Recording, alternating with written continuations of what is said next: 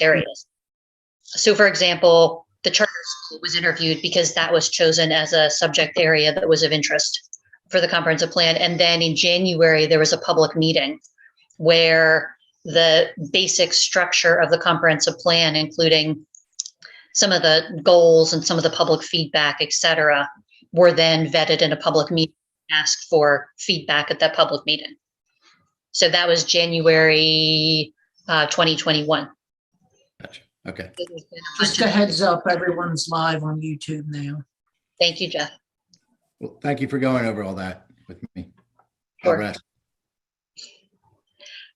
This is Kathy is the task force chair, so I'm going to let her take over running the meeting. I don't know if we want Mark to talk about next steps now, or we want to just start running through the draft by the comprehensive plan task force, or I am the consultant. I'm not running the meeting. So. Well, you've done a great job on lots of meetings, Janine, but, and I'm the acting chair, which it never flipped back. So I can start off that way, but that's where we've ended. I think having Mark give a timeline and that way, you know, if Mark wants to go after we start getting into the details, that is fine by me. I think that would be helpful and efficient. Hi, Mark. Hi, Kathy. How are you? Good. Well, We'll catch why up don't I later. start? I was asked by Jeff Eastburn to review that comprehensive timeline email setting forth all of the dates that the task force was looking at vis-a-vis the Planning Commission and the Board of Supervisors and their potential actions upon the task force completion of a plan that they want to put forth. Let me just start by saying Dave had mentioned an overview of the comprehensive plan. It is a requirement, or let's just say that there is a section of the municipality's planning code that allows counties and as well as townships and boroughs to have comprehensive plans. And the comp plan works in conjunction with your zoning ordinance. That the comp plan, there is a provision in the MPC that requires a zoning ordinance to be consistent with a comprehensive plan. And it also provides that the township is to review the comprehensive plan every 10 years. It doesn't require you to make changes. But I think the structure would be as growth and things change over a period of 10 years, properties get built, subdivisions occur, sometimes property uses change. The township looks at its comprehensive plan and makes decisions as to where certain land uses have been placed, should go, what types of land uses you would like to see more of. And then the comprehensive plan is analyzed and updated. And then if there's anything that needs to be done to the zoning ordinance, then you can use the comprehensive plan as a template for any of those changes. Franklin has not done a comprehensive plan review in quite some time, so it's good that you're doing it now. As far as the procedure goes, the outline basically laid out what that procedure was. I just had, and I had sent an email outlining just a minor modification. So once this group is finished, then the Township Planning Commission would vote, would have what's called a public meeting, which means that we would put a notice in the newspaper, and the comprehensive plan would then be basically forwarded to the Board of Supervisors for their consideration. And at that point in time, then all of the school district and the local municipalities that are adjacent to the township, you basically provide them with a plan and you give them 45 days to comment on that plan. And then after that 45 days occurs, the Board of Supervisors holds a public hearing to consider enactment of the plan of the new comprehensive plan. So that I don't know when that 45 days was going to start in that timeline. It was a little unclear, but It would start once the Planning Commission holds its public meeting to officially consider forwarding the comprehensive plan to the Board of Supervisors. And then once that occurs, then the comprehensive plan is forwarded to all of the contiguous municipalities in the school district and the county. And then there's a 45-day comment period before the board were to do anything. So I wasn't sure where that started, but the operative place for this group to be would be a meeting of the Planning Commission, where the Planning Commission then a public meeting, which is advertised once in the daily local news, where that group then votes to forward it on to the Board of Supervisors. Mark, what happens with the comments? It sounds like there's opportunities for comments from the PC and then from the school board and from other municipalities. Is there an opportunity to incorporate those comments in the document and then that gets forwarded to the board? Like, I don't know where these comments are dealt with. Yeah, no, the comments are forwarded to the Board of Supervisors. And if there's substantial changes, then we would have to go back ostensibly and then make those changes based on those comments. Like the board could say, you know what, I've got 10 changes that we think should be made. We would have to look at what those changes were, make a decision as to whether or not they were substantial in nature. And if they were, then we would start this process, not start the process over again, but we would then have the public meeting of the Planning Commission and then redo it by sending the comp plan back out. And then hopefully you address the comments of the school district and municipalities, and then you could enact it. It's similar to the enactment of an ordinance. If you change an ordinance substantially, then you've got to re-advertise it. The board has the opportunity to say there's some changes that need to be made, and I guess it would be a vote, and then it would go back through the process again. Is that what you're saying? Yeah, it would be the entire process. I would imagine that. No, the PC part. It would go back to. Right. All right. Thank you. Janine and Kathy, do you anticipate this being discussed at the February or March Planning Commission meeting? It all depends on how much we get through tonight. I mean, if the task force, this is for task force, the comprehensive plan task force comment. On the agenda, just like on the other agendas, there is room at the end for public comment. But the whole point of this is an actual comprehensive plan task force meeting. So if the comprehensive plan task force gets through the entire plan tonight, then the plan would move on to Planning Commission, depending on the nature of the changes. You know, if there's one, we can make the change and then move it on. If there's 500 changes, then obviously that's going to take time, and then it would have to go to Planning Commission. So Jeff, to answer your question, I don't know yet. We're going to have to see how the meeting unfolds. Thank you. Yeah, the two Planning Commission meeting dates in that outline were March 3rd and April 7th.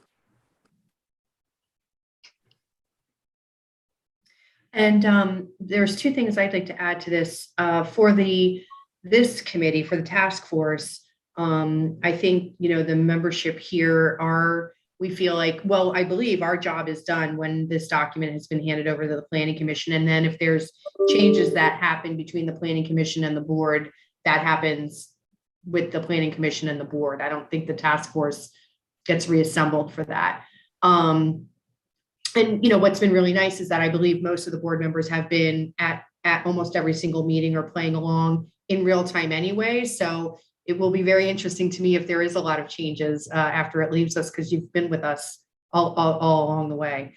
So that's the first thing, because I am hearing from, Nan, I know her availability at the end of February, or maybe even sooner, happens. I have to step out in March. So, from the task force representation standpoint, we actually won't be together, after the second revision in February, if we need to do that, just to let you guys know. All right. Thank you, Kathy, for clarifying that. Yeah. That's important for everybody to know. The task force, because of other obligations, it sounds like we'll start to break up anyway. So right. So we've committed, though, to get this document to the PC, which is the next step. I'm committed to doing that, so that if that does drift a little bit into March, I will, for the good of the plan, keep, stay on it. But we can't be on, we all agree, we can't stay assembled, indefinitely.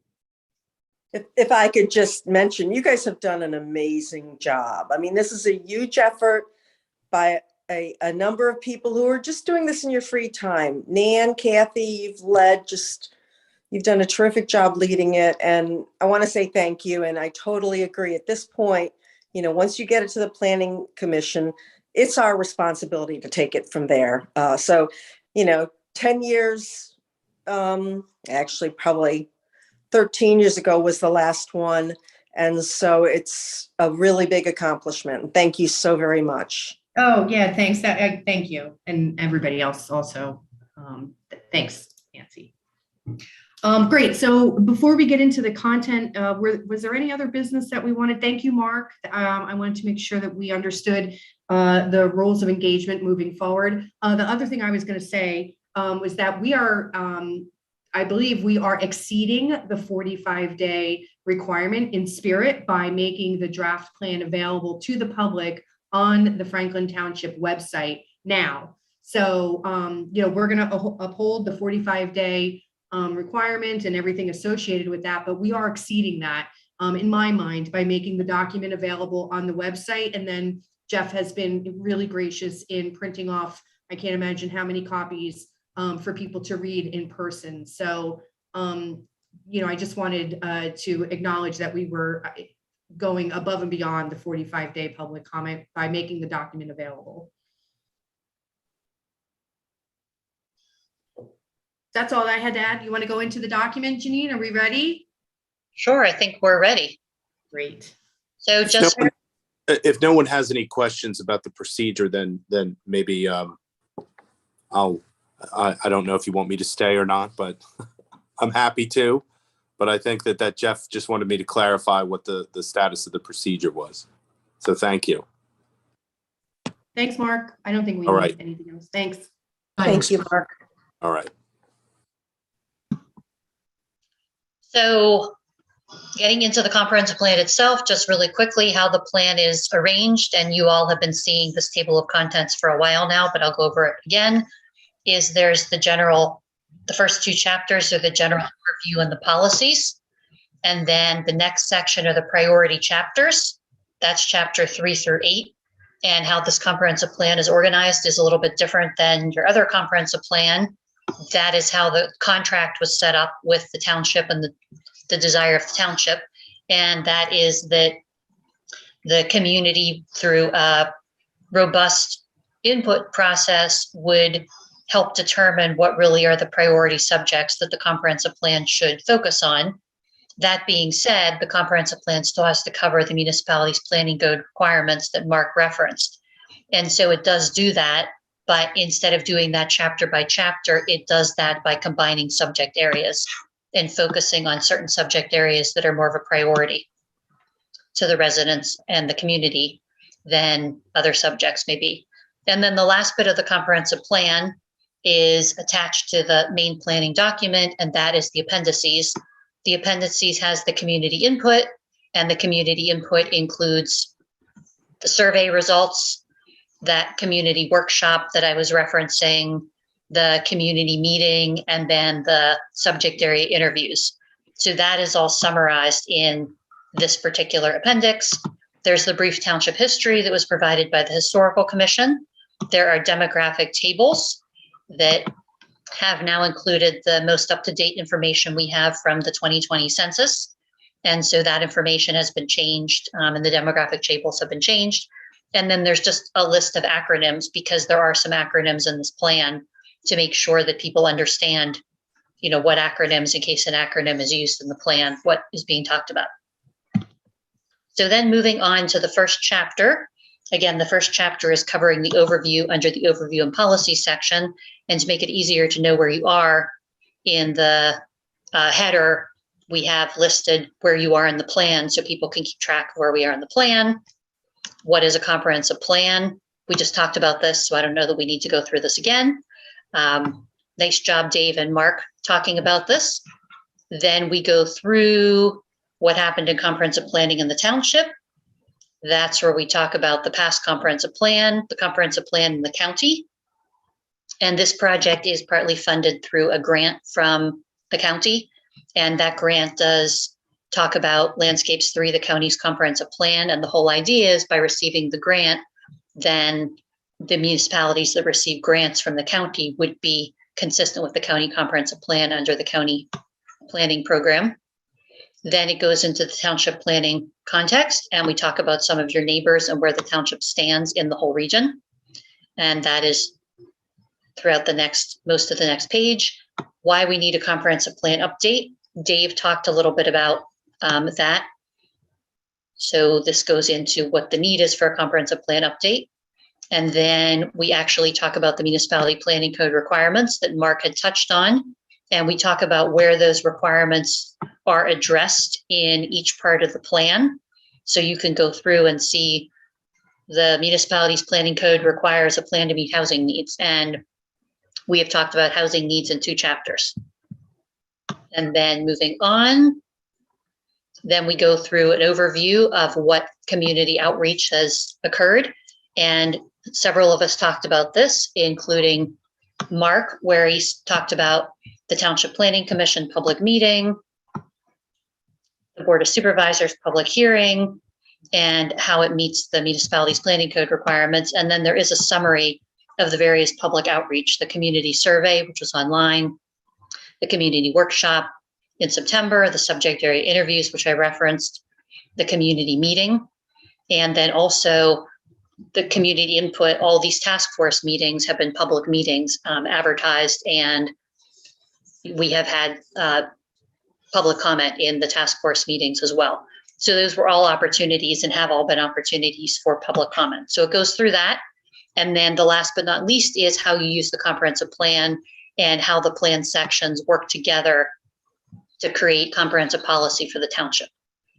Does anybody have any comments about this chapter, that anything that should be changed, revisions made, etc.? I mean, Janine, this is mostly boilerplate would be my impression of this section. I don't recall any of us having any big changes to this section. Okay. Right, it's the stage setting boilerplate chapter. Right, yeah. It's standardized information. I don't know if I want to call it quite boilerplate because Standardized, that's fine. because we created a whole new, if you remember that when the table of contents was done, we created basically a whole new format for your comprehensive plan that wasn't based on anything but what the township wanted. So this was all created from scratch. I'll say that much. Yeah, I'm sorry, but it's more the rules and Yeah, things it's like that, not a description of the township. Right. It's not a description of the township, but in case there were any corrections, I just wanted to throw out the opportunity for somebody to make, changes if they wanted to. So moving on then, Can I ask a question? Sure. You mentioned the grant from the county. Is there any deadline or timing on that? We have to have it done by a certain time? Yes. Do we have to use that money by some point? Well, it works in your case, it's more of an in-kind grant because the county isn't going to, pay me separately after paying me to be a county employee for the grant. So it's a different type of grant process. It's called an in-kind grant. And we're not in jeopardy of losing it or something, right? If we delay it. Yeah, last month, the grant administrator came to your meeting, if you remember, Bill DeGuthroy, and he talked about that. So the township is working with him right now on amending and extending the contract for the, the change deadline. So yes. Thank you. I didn't know that. That's a good question. But yes, that's not, we are working with the township on that. So then moving on to the next chapter, if you remember in the table of contents, the next chapter gets into the vision, goals, recommendations, and actions. And it's fair to say that this chapter could almost be considered a tear out chapter of the comprehensive plan, kind of cheat sheet, because it summarizes all of the strategies and all of the goals in the plan. So it's kind of it's a good summary, and it also prioritizes those and starts to assign who would take the initial lead on the type of action. So under this, we have our vision statement that had been reviewed by the task force and amended, changed slightly. So we talk about our vision statement, then we talk about the priority subject goals. And these have been were reviewed when we reviewed individual chapters, and there had been changes made to those goals. So we go through the goals for the priority subjects and all the way down to future land use. And then we actually get into the recommendations and actions. These recommendations and actions, just so you all know, are literally cut and paste from the chapters. So the actual words you're seeing in here are not any different than you had been reviewing over months and months. It's just now cut and paste, and looks different, obviously, because it's now in the matrix. And if you remember, at the end of each task force meeting, we went over what the priorities for each of those actions should be. So that's now reflected in this table, what those priorities should be. And the table is now filled in with that information. There are various columns in the table, which I'm going to scroll down to, and various entities in the township, I guess, and outside of the township that would be involved in different actions. These are the different priorities. So when we get into the table, let's just use ag retention as an example. That was one of our priority chapters. So what we do is we say what the chapter is, and then we say what the general recommendation is, and that's this wording in blue. And then we get into the specific actions that will implement the recommendations. And again, this wording that I'm highlighting and all this wording you've already seen before. Then the task force each time then went and gave a priority for when the action should be completed. A is when the action should be started. A is it should be started within 1 to 2 years of the comprehensive plan being adopted. And then there's a C, it should be started within 3 to 5 years. There's an E, meaning the action should be further explored, and there's an O, meaning ongoing. And some of the actions have two different priorities. It may be started within the first 2 years of the comprehensive plan, and then it's ongoing. Then also there are how to, and this is a really fast. This is not getting into the details about how to do this entire action. There is more information under each action about how to engage or how to carry out each action. This is just a really quick, as I said, a cheat sheet. Okay, you're going to look at zoning and you're going to look at the subdivision ordinance. Okay, you're going to look at roadway improvements. Then by whom, this by no means covers every single party that would be involved. It would cover who would most likely take the initiative on starting the action, and that's in this column. And then who would be a major partner in undertaking the action, and that's in this column. There will be other entities. The Board of Supervisors is involved in every single action. So there was no point putting Board of Supervisors in every single action, because obviously the Board of Supervisors is involved in every action. And then obviously there's community input and in various actions. So those were two things that were given, and we list up here that those were given. So there's no point putting them in the table. So with that being said, why don't we just run through the ag retention, not so much the actions themselves, because we're going to talk about those in the actual chapter, and those have been vetted multiple times, and not the how to, because that is outlined in the individual actions. More just run through if anybody has any comments on the by whom section of this, or if somebody's changed their mind on the when. So let me just ask a quick question just to kind of couch this discussion. So the assumption here is the board has talked, well, I'll pick out a random item, 3-1.2. The board has decided that this month is the time to determine roadway changes needed for larger agriculture, whatever. That next step, what we're saying by this chart is it's most likely going to be the manager who engages in that activity. Not that the manager herself or himself would go off and do this now. Is that what you're saying? Right, and the manager would begin the engagement because somebody has to start the process. Okay.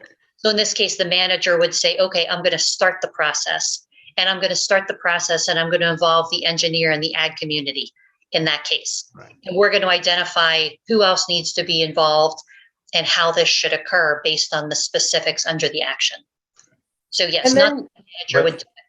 But the intent is it's after the board has approved, or says, okay, now we're going to do this. Right? The manager doesn't go ahead and do this on his own. No.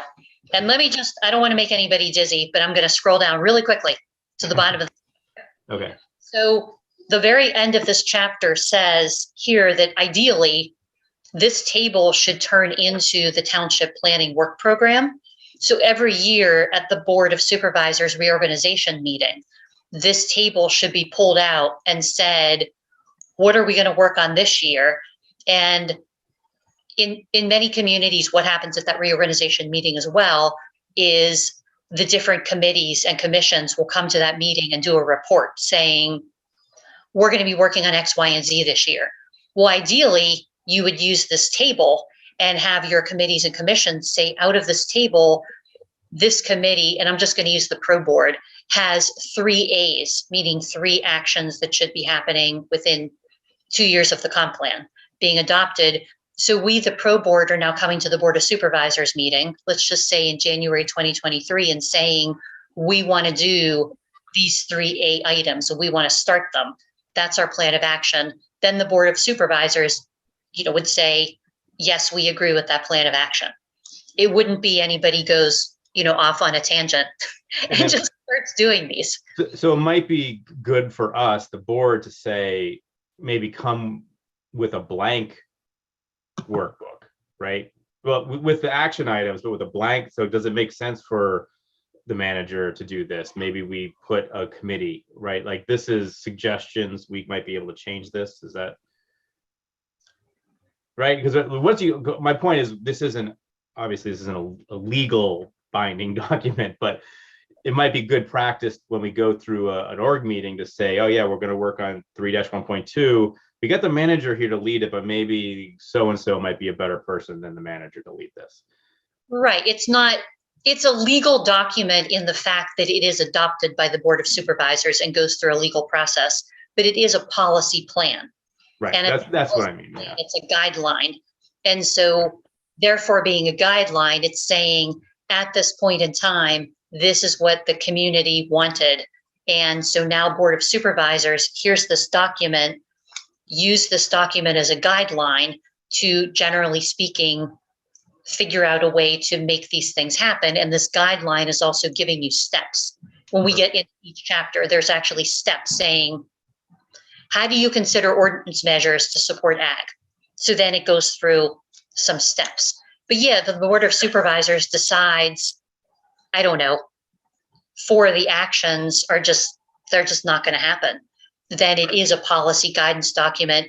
And the cool thing about this matrix is you could basically, turn it into, let's just say, an Excel spreadsheet, whatever, a Word document, and use it as your working document. But you may say, look, in this recommendation, the manager's duties, let's say it's 3 years from now, the manager's duties have changed and this isn't really appropriate anymore. So maybe the best person is, I don't know, the assistant manager or whomever else you might have.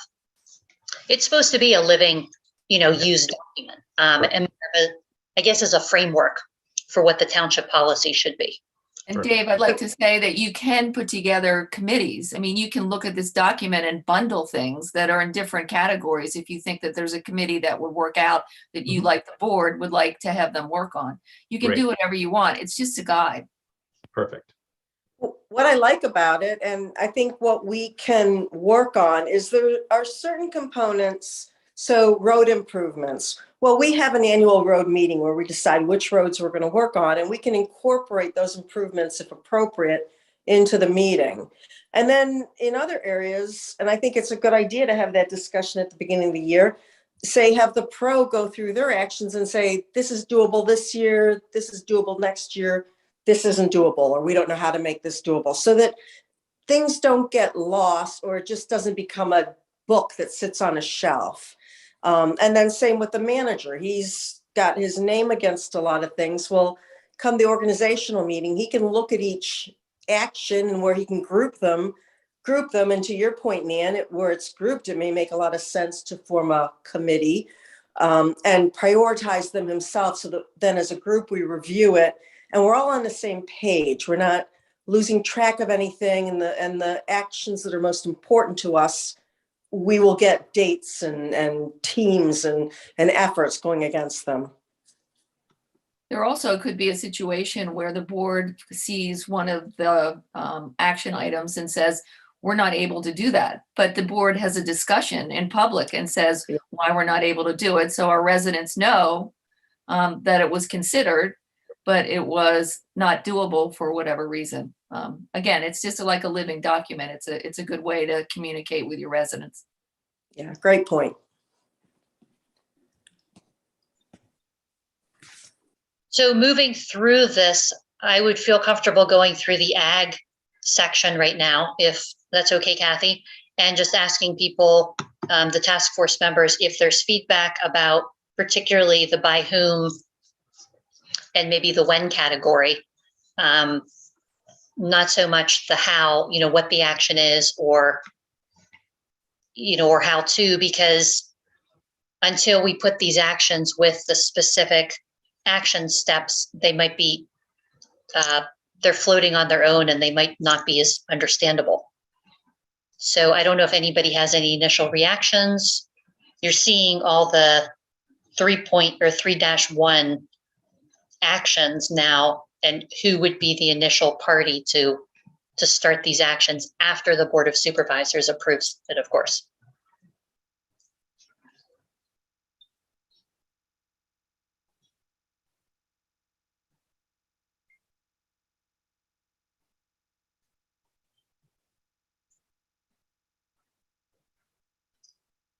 By the lack of comments, I'm going to say it looks good. We'll keep moving on. So from that, the next is support agricultural land preservation. Wait, I'm sorry. Can you remind me of the when, what all the letters stand for? I forgot. So the A is it would happen, and this is just starting, not being completed. It would start within a couple years of the comp plan. We said 1 to 2 years of the comp plan adoption.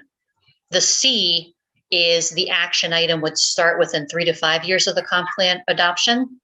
The E is that the township would continue exploring the action and not really having a specific time frame, but exploring the action more. And the O is the action is ongoing, meaning it likely already is occurring now, or when it starts occurring, it's just going to be something the township wants to continue doing. Thank you. Sure. So effectively, the A, you can consider the ones that are supposed to be started basically immediately after the comp plan is adopted, or at least talked about immediately after the comp plan is adopted. So in terms of agricultural preservation, does anybody have any comments about the whom or the priorities of the actions? Let me make sure I'm in the right section. No, I'm not. Okay. I'll wait.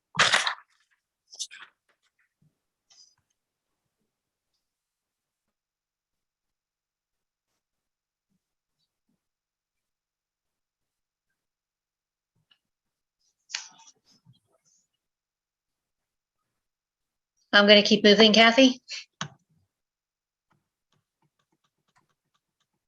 Under promoting agricultural soil protection. Does anybody have any comments about? And generally speaking, throughout this table, you'll see if it's a zoning or subdivision ordinance item, then generally the Planning Commission is the one named, because that is the logical entity under the municipalities planning code as well. So I do have a question on 3-31. Mm-hmm. zoning is tricky. I mean, I don't know that we can rezone things. So how could we work with our current zoning? Do you have ideas of how other townships have done that, or what are you thinking behind that? Behind the action itself? Consider zoning, I don't know what SLDO, resource protection measures to protect prime agricultural soils, blah, blah, blah. So how would we, what are some ideas around that? When we get into the chapter, we'll review that. Okay, The chapter actually has more information. These are just the actions. The chapter has steps and background information under each action. okay, great. So I was just hoping right now we could say, this is a general action that deals with ordinances. Does it seem appropriate to everybody that the planning commission would take the initiative on that action? You know, or this is a general action here that deals with farming, open space, and preserves. Does it seem the pro board is the appropriate entity along with the agricultural community to take the initiative on that action? So I'm sort of looking, I guess, for 30,000 foot level feedback at this point. And then moving on to the development pattern, these are both planning commission. These are both ordinance initiatives. Resource protection is chapter 4, and it's resource protection as green infrastructure. So one is protecting surface and groundwater, the other is protecting other natural resources. And for the most part, the pro board was going to be initiating these actions. The website, you know, that would be the manager, and then the planning commission would be looking at resource protection standards. Janine, do you have, I'm sorry. Mhm. Do you have any resources for the web links? What would be good to provide, or someone else at the county? Under 4-2.1. Well, I think what would happen is you would work with the pro board, Okay, and maybe other entities in the township to figure out what would be the best resources for your, you know, your residents and your community. We okay, have a lot of information you can link to. Yeah. At the planning commission, we have a lot of information you could just link to, but I think it's also tailoring your website, you know, to your specific needs for your residents. And it's talked a little bit more about also in the plan, you know, in the chapter. sure. I'm happy to work with them. So then moving on to open space preservation. This was also in this particular chapter. And historic and scenic resource preservation was also in this chapter. So moving on to this, the pro board, which is a new board, was designated as the entity that would most likely take the lead on open space preservation. And then the priorities were from the task force were generally A's and O's. And then for historic preservation, the historic commission, along with the HARB and with the manager, would primarily be the entity to take responsibility. Under, And I'm sorry, I'm sorry. go on, sorry. Under 4-4.2, and maybe I'm just getting too deep into it and I shouldn't. Should the HC and the HARB be listed as well, or doesn't it matter? They can be. It's more about promoting the historic commission as a resource. So Okay. it wasn't really about them promoting themselves. I'm sure they would love to promote themselves, but it was more about the township government saying there is this resource available. Understood. And the word out about the resource being available. Thank you. Sure. And then moving on to the next chapter, this is the trail and other pedestrian circulation connections. This was multi-use trails, but it was also walkways in Kimblesville. There was talk about walkways in residential developments and how to connect residential developments to some of the preserves so that to try to prevent as many people from walking on roadways. So this kind of covers the gamut of more traditional pedestrian paths, walkways, you know, and then more traditional off-road trails. And there were a number of different types of recommendations. How do you promote pedestrian connections? And all different levels of priority here, and a combination of different entities taking the lead on these initiatives. And then how do you support the township parks and preserves? And different priority levels here, and different looking at nature education, looking at wayfinding signage. Wayfinding signage was something we heard from the get-go at the community workshop, that people may know the preserves are there, but they're not really sure what kind of trail they're ending up on once they enter the preserve. Is it a tough trail? Is it an easy trail? Is it a long trail? Is it a short trail? Where does the trail go? And then looking at regional coordination and looking at how you connect with some of the trails and some of the other the parks and recreation opportunities in the adjacent municipalities, and also in Maryland. And then moving on to roads and other community infrastructure. So this is roadways, and then we're also talking about sewer, water, et cetera. Grouping community infrastructure together was the priority subject area. And a lot of this is going to be kind of ongoing because it's infrastructure. It's needed. A lot of it's already in place, and basically how to keep it going to support the community. And looking at community facilities and trying to do the best to ensure that they stay compatible with a rural landscape. A big thing we talked about in the task force is how to have sustainable infrastructure and energy, and how to use particularly natural resources as community infrastructure, and maybe not rely so heavily on more traditional man-made infrastructure, but how to really emphasize the green infrastructure that's already in place in the township, because the township is abundant with natural resources. And then also an interesting idea came up is, how does Franklin become known as kind of a green energy destination? You're seeing down here. Certainly thinking out of the box, and how to implement policies to support what the community input was. And then the traditional vehicular circulation, of course, would be covered in the comprehensive plan. And the manager working with PennDOT and the engineer is basically how it works now and how it will continue to work going forward in the future. And again, some of these are very much ongoing recommendations. And then there was an interest in on-road bicycling. On-road bicycling, we had heard through community input, is already happening. And because Franklin's a rural area and also has preserves and is surrounded by some open space as well, and Fair Hill to the south, it is very likely that on-road bicycling is going to continue for recreation in the township, and just how to work with that aspect and to work on that policy. Then the next chapter had to do with Kimblesville village enhancements, how to make Kimblesville more of a destination, particularly for the idea of heritage interpretation and local visitors, looking at branding and marketing to really hone in on the village's historic assets as a village.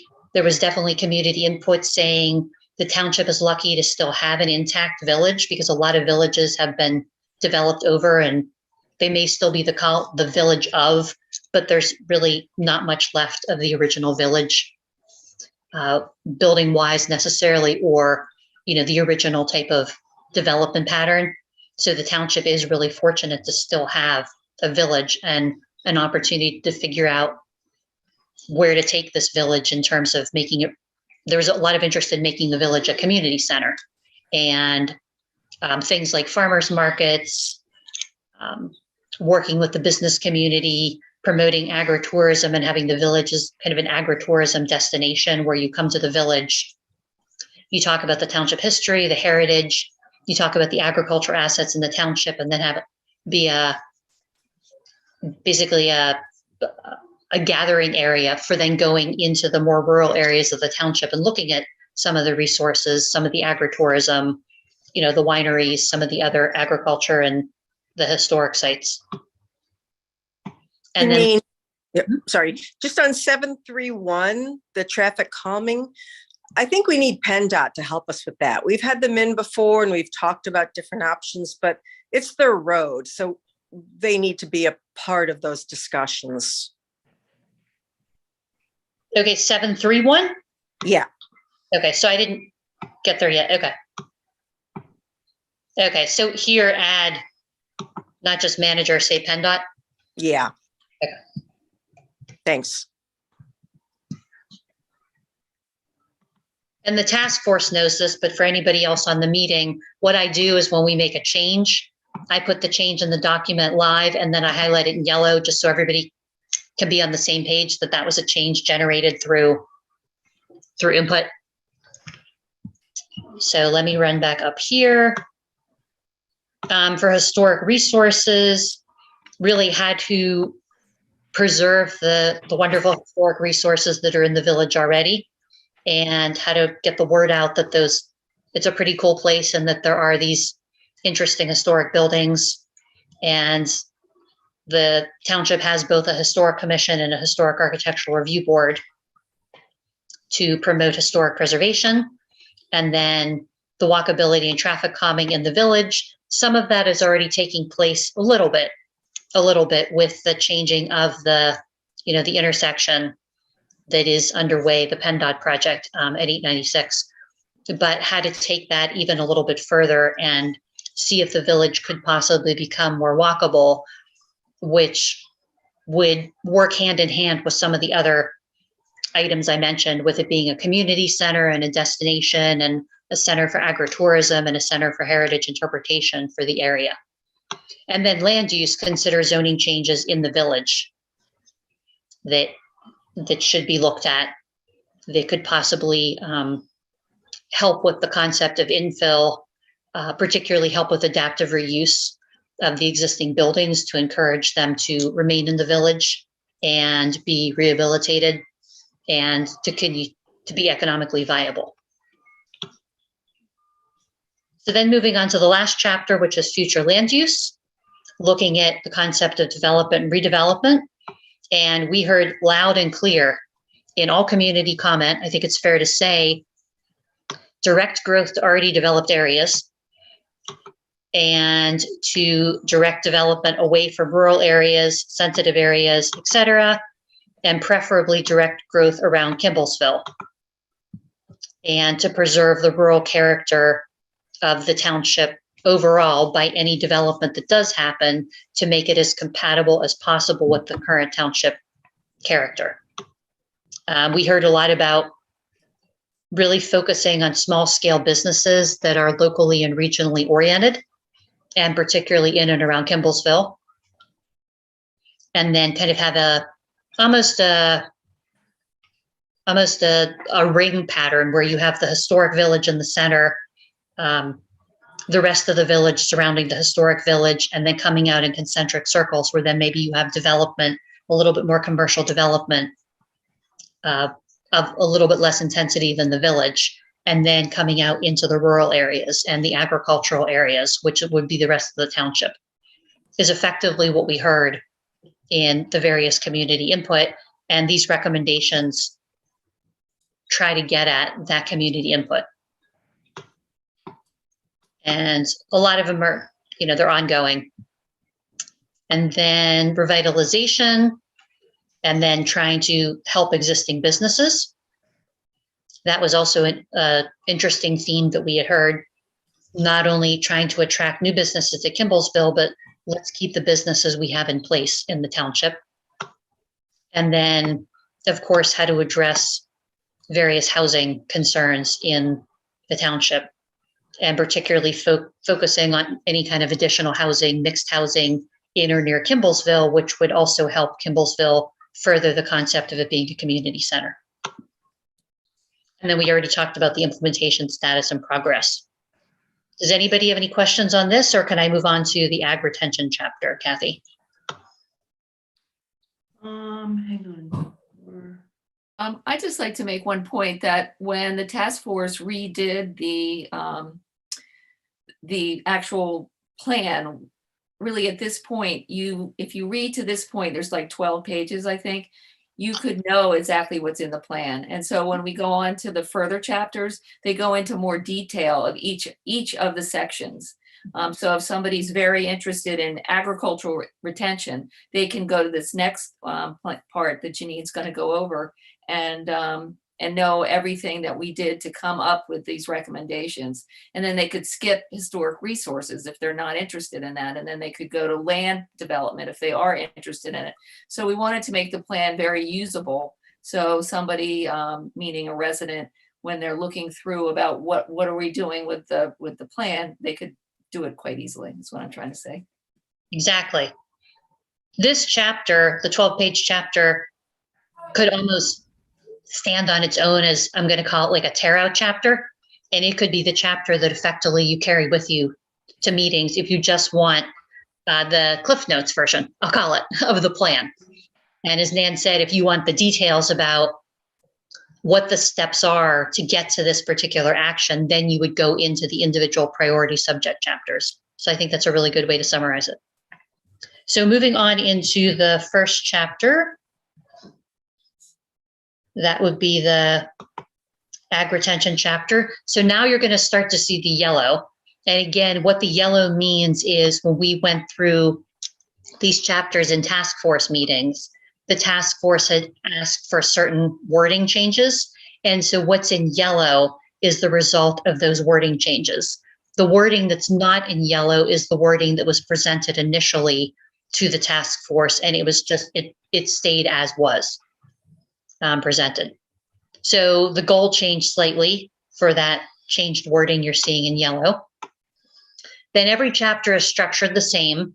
You'll see a background, and the background talks about why in the world was this selected as a priority area, and what is this?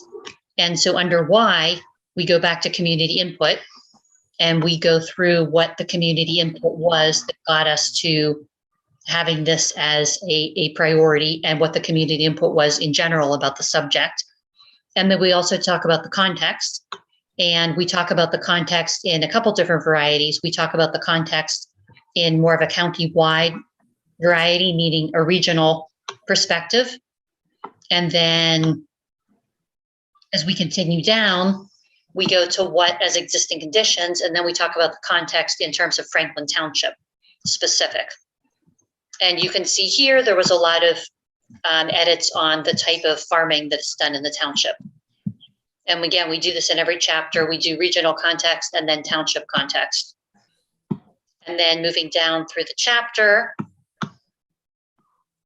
we continue on the township context. There was some edits on the different types of open space and how to discuss the open space. That's what you're seeing here. And the agricultural lands. And then we jump right into what the recommendations and actions are. And if you remember from that table, you saw this as a major recommendation in blue, and it's in blue here: support agriculture as an industry, etc. And then we do a little blurb on, well, why are we doing this recommendation?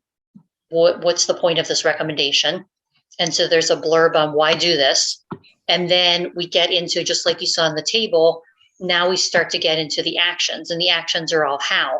How do we implement this recommendation?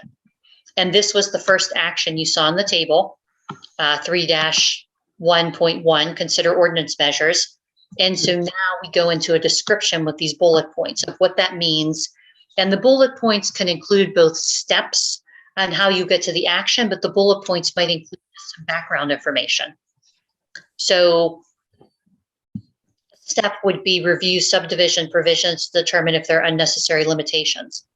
That would be a step. And background information would be more ensure zoning does support agriculture as a land use and within the legal parameters under the municipality's planning code. So we do that for every single action where we have steps and some background information. And this is what Nan was talking about. If somebody's very interested in agricultural retention, they can go through each of these actions and then look at the action and then look at the individual steps that would help you, or the background information that would help you implement that action. So going through these, I'm just going to run through Quickly, the first recommendation, which again was support ag as an industry, and then collapse this a little bit so we can see it better. So supporting agriculture as an industry, we have how, ordinance measures, roadway changes, coordinate with the ADC, coordinate with the ag industry, having an annual charrette. So those are the types of actions and then descriptions. Does anybody have any recommendations or any changes they want to make on the first set of recommendations and action items? And if not, we'll move down to the second recommendation and an action item. And again, just to reiterate, everything you're seeing in here that's not in yellow, this has been looked at by the task force, and the task force didn't have any recommended changes to make. It's only the wording in yellow, which relatively, speaking, isn't, all that much wording when you consider the length of the chapter. So the task force said, we would like to add a recommendation saying we would like to have a farm tour in Franklin. And so a recommendation was added, action item was added to capture the task force input of, it would be cool to have a farm tour in Franklin Township. So moving down, I won't make anybody dizzy by scrolling, support ag land preservation. There is a little write-up on why do this, and then the action items on how you do this, and then a good amount of information under each action item on what this means and how it should be done. So coordinate with property owners, land trusts, etc. Include in the pro board duties for them to be the first point of contact on potential agricultural land preservation. Consider how to leverage additional funding for ag land preservation. And there were some edits that the task force wanted to make about making sure that people knew that funding is balanced with their priorities. And then there was some interest in earnings from the cell tower. Hold a farming forum. Explore efforts to expand the agricultural security area, which in the agricultural security district, which is a first step in agricultural land preservation.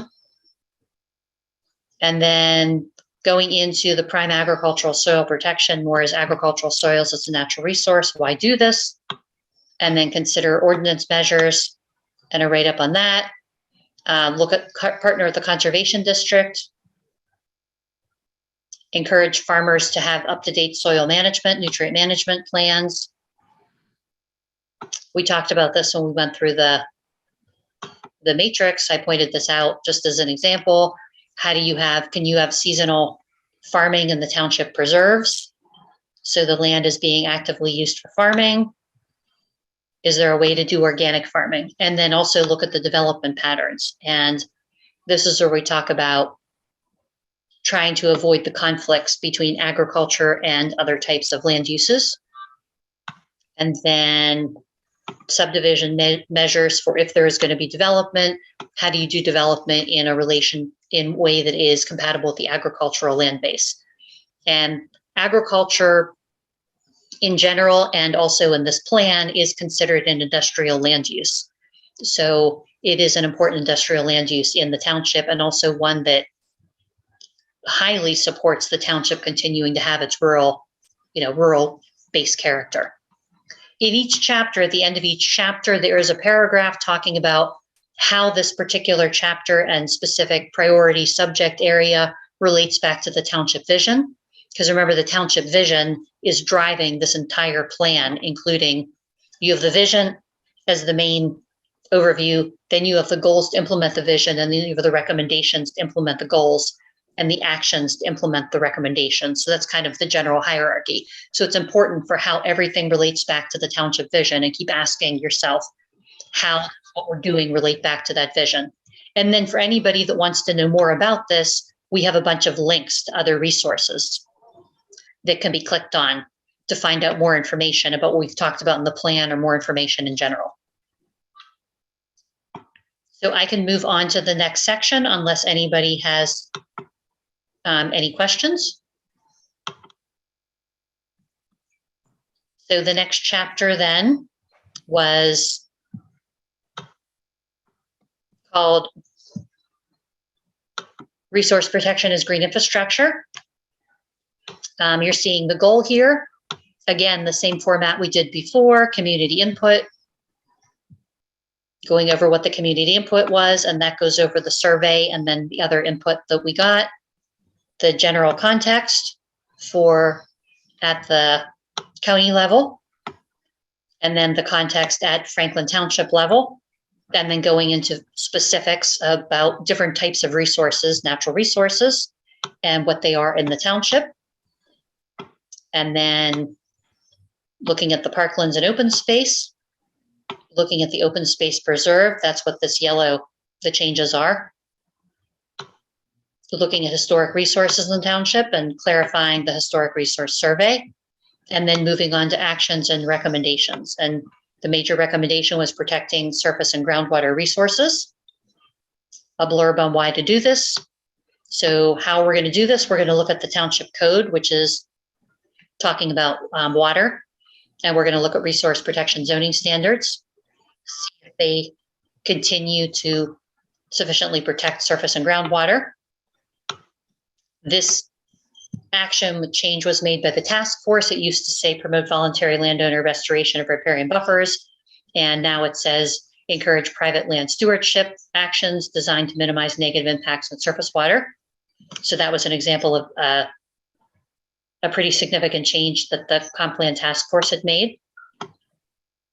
And then another action item is look at restoration demonstration projects on township properties.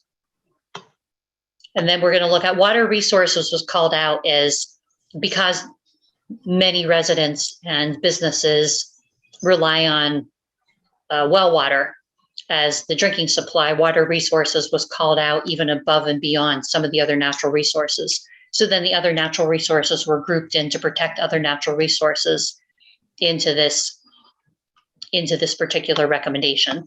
And then we look at why we do this. Website links, and this is what Jeff was referring to before. How do we get these website links?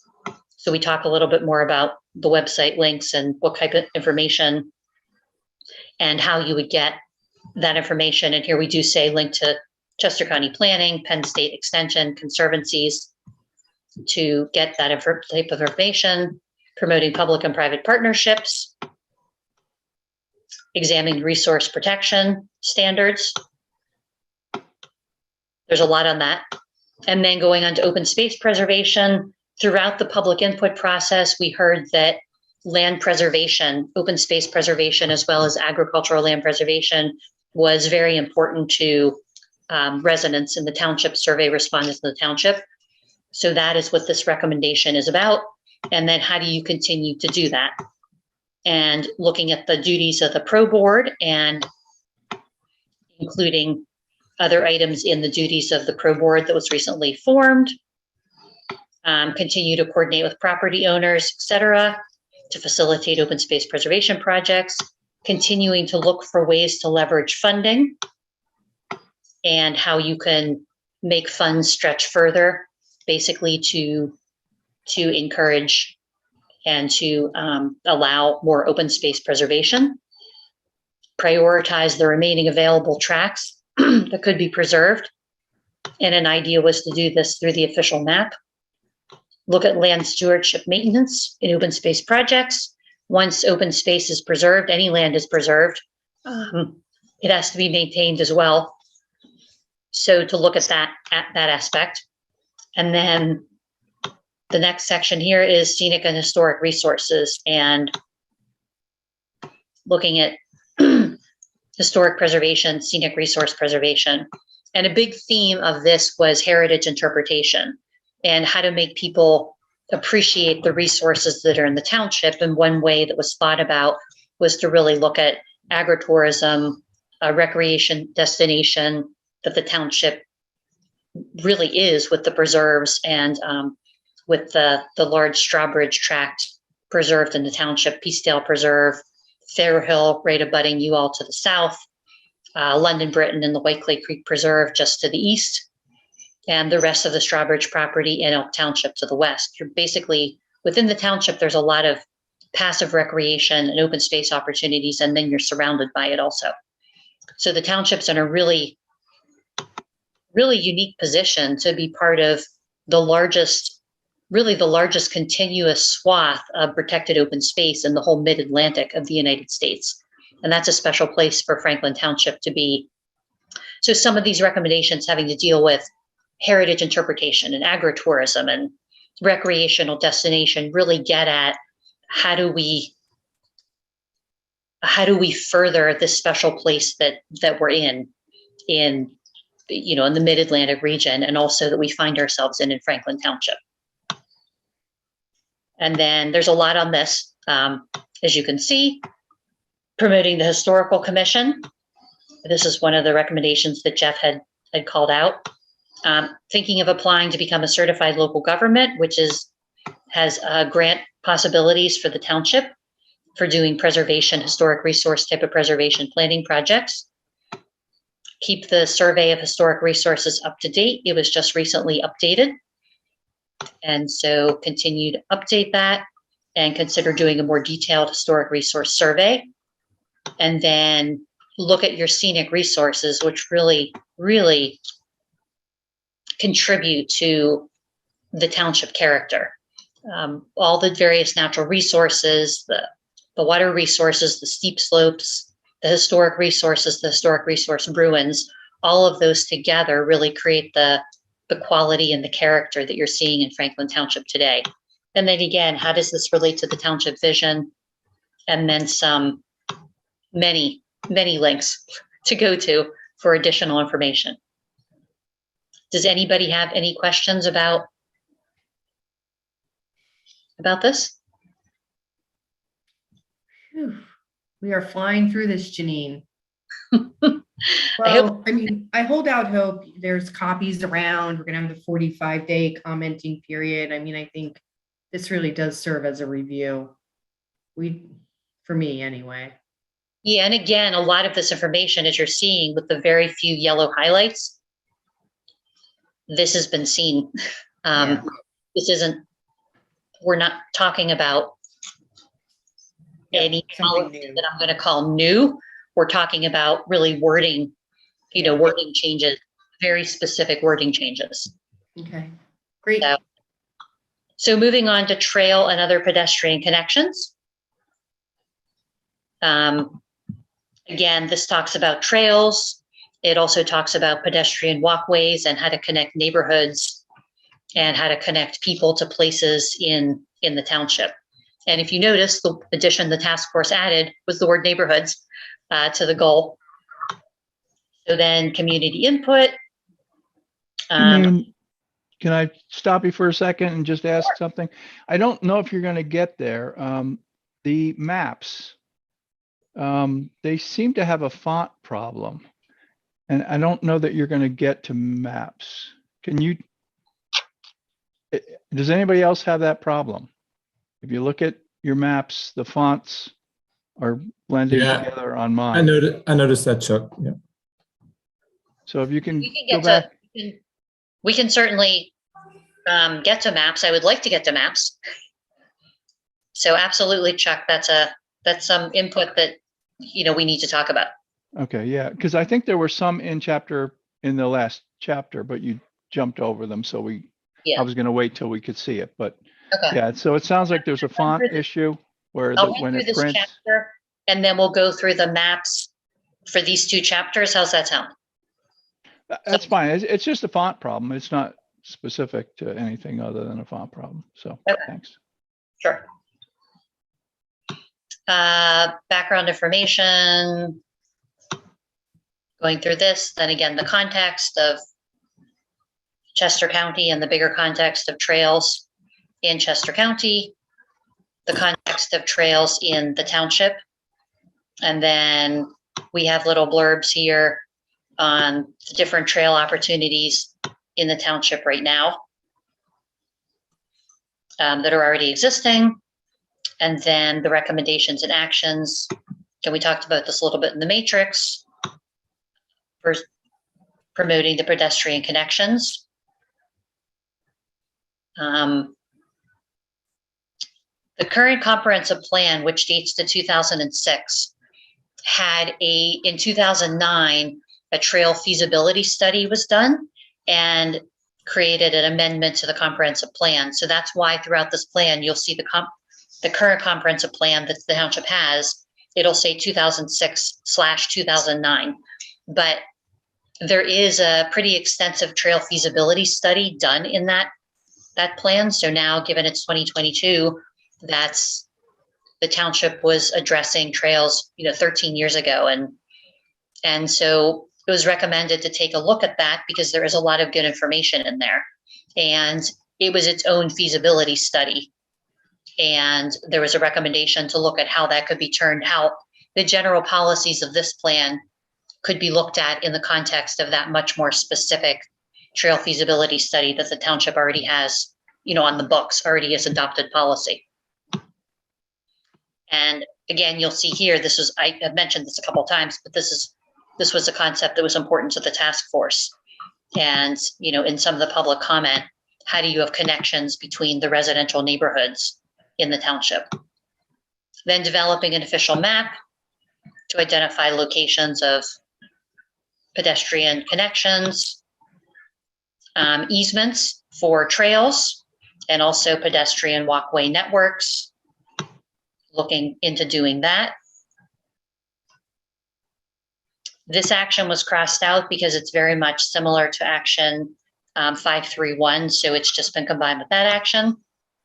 And then looking at outreach material to highlight opportunities that already exist.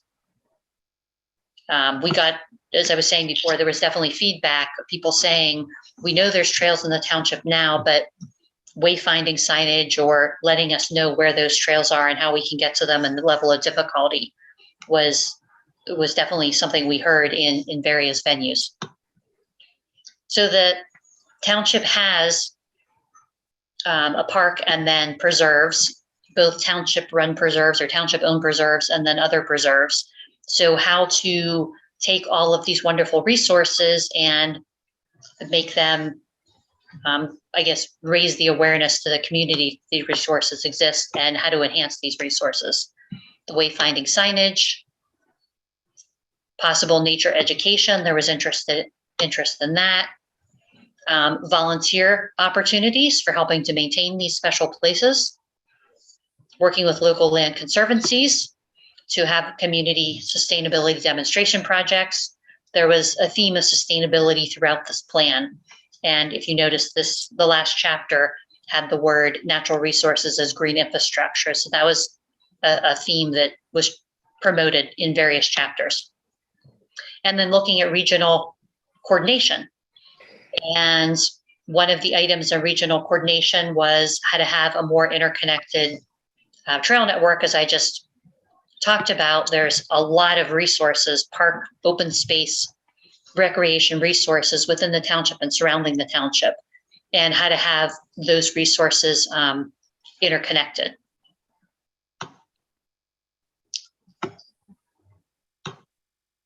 I just jumped. And then making sure that every other year, the inventory, the transportation improvement inventory that the Chester County Planning Commission completes, that then goes to the regional entity called the Delaware Valley Regional Planning Commission, and then turns into a next level called a transportation and transportation improvement program. Make sure the township gets their desired projects on that inventory, because without those projects being on the inventory, they don't have a chance to make it to the next level, which is that transportation improvement program. And the transportation improvement program is the projects that have the potential to get funding through a variety of sources through the regional planting entity for the Philadelphia region. And then relationship to the township vision, and then a bunch of resources. The county has a new trail finder, and the task force had asked that we put a link to the regional trail finder in this plan. So that was chapter 5. So if we move back to maps, Janine, Yeah. there's just a small numbering thing. You have it 3-2 and 3-3. It should be 5-2 and 5-3. Oh, sorry about that. No problem. Just wanted to point that out. So, Where do I have that in? it should be 5-3, and then the one before should be 5-2. Okay. Yeah, and then the 5-2. Thank you. Yep.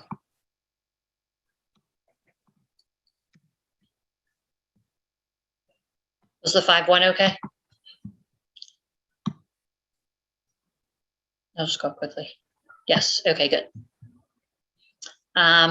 Kathy, do you want to run through maps now, or should we keep going through chapters, or what's the I best? feel like we should go through chapters because, maps, everybody gets really excited about maps. So a reward for getting through the chapters will be to go to maps. How's that?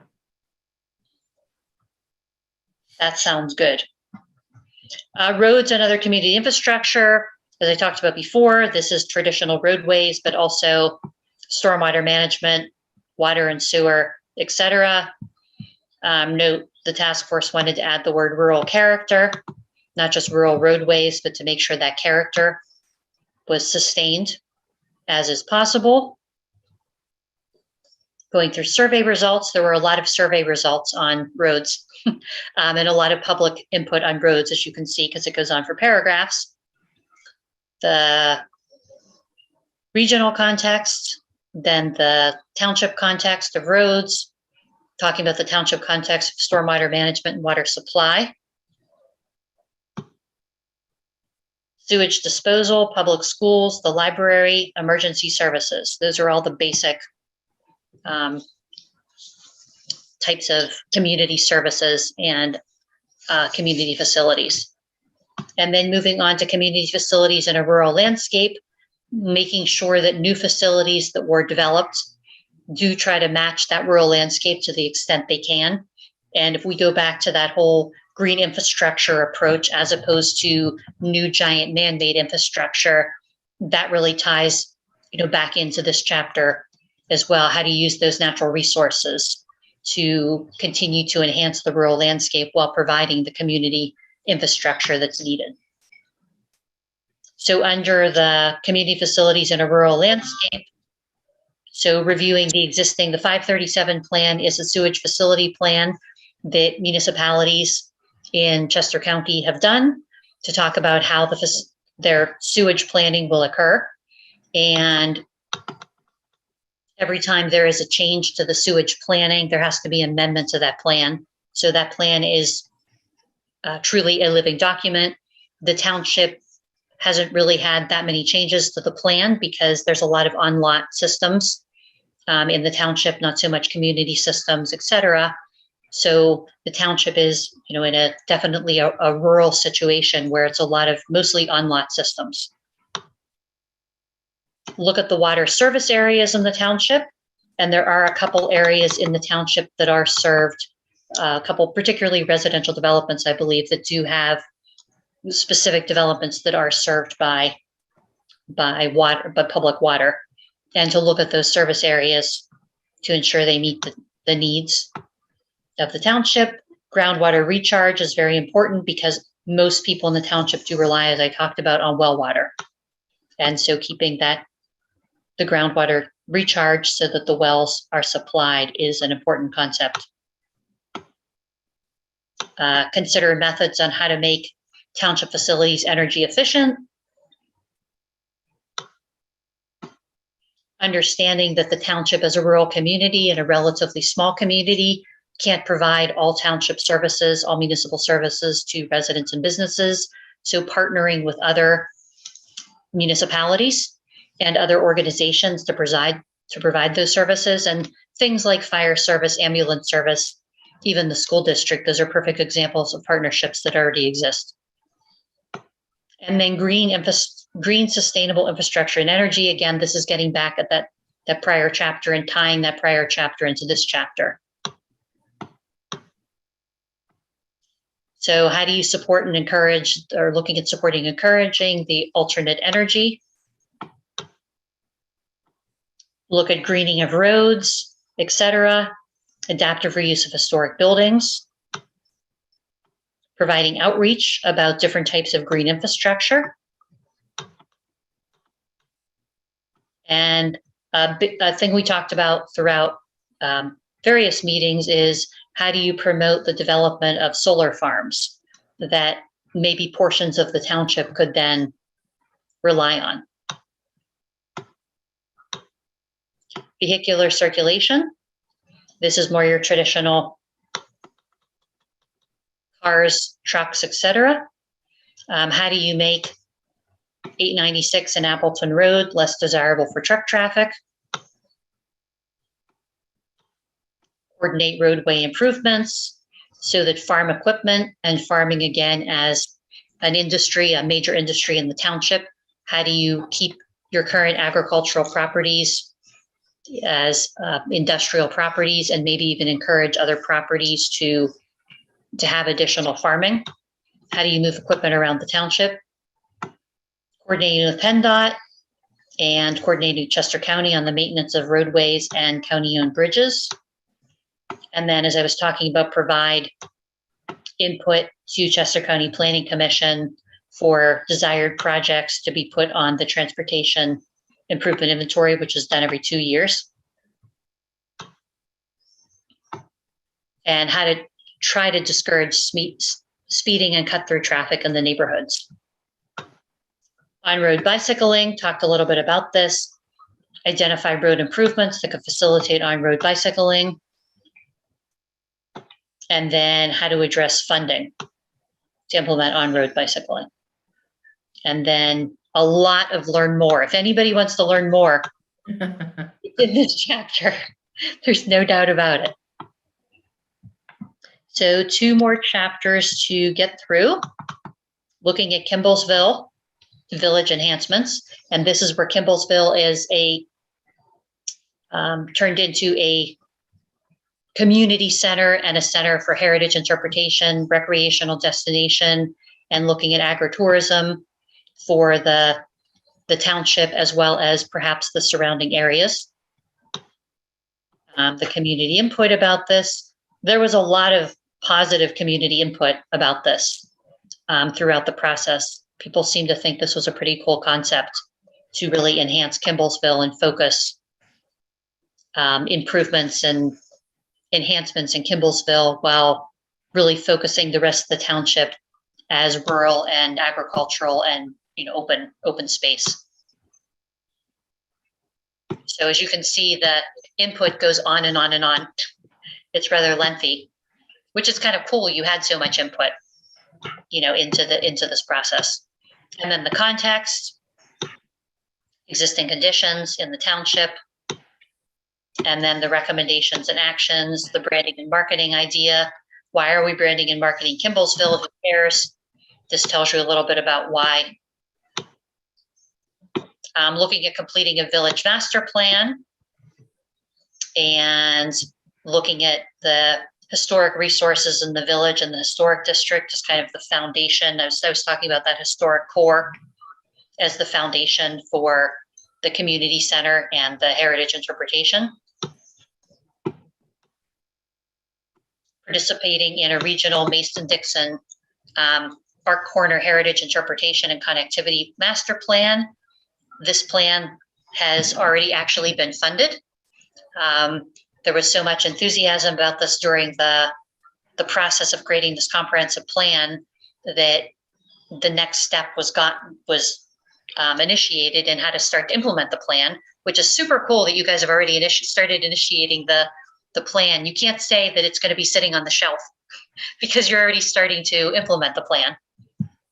And this project would actually look at that heritage interpretation that I've talked about several times now and connections between Kimblesville and other municipalities surrounding the township and how to really connect those areas and really capitalize on the wonderful things Franklin has and get the word out. Holding a community charrette for branding ideas. And there's a couple other villages that are working on village enhancements, and they've been listed here to look at for points of comparison, just to see ideas. Thinking about participating, there's an annual Chester County Villages and Town Tour walking tour program, which is free to participate in and free for people to go on the walks, looking at participating in that, and working with local farmers to try to see if farmers market's feasible in the village, and having waysigning signage to the village, and also directing people to businesses in the village and historic sites in the village. Then looking at historic resources themselves, design guidelines. As graphic guidelines, there are written text guidelines already established, but there's no graphics to go with those text guidelines. A National Register Historic District for Kimblesville. Right now, there's an eligible district, which is a different level of acknowledgement.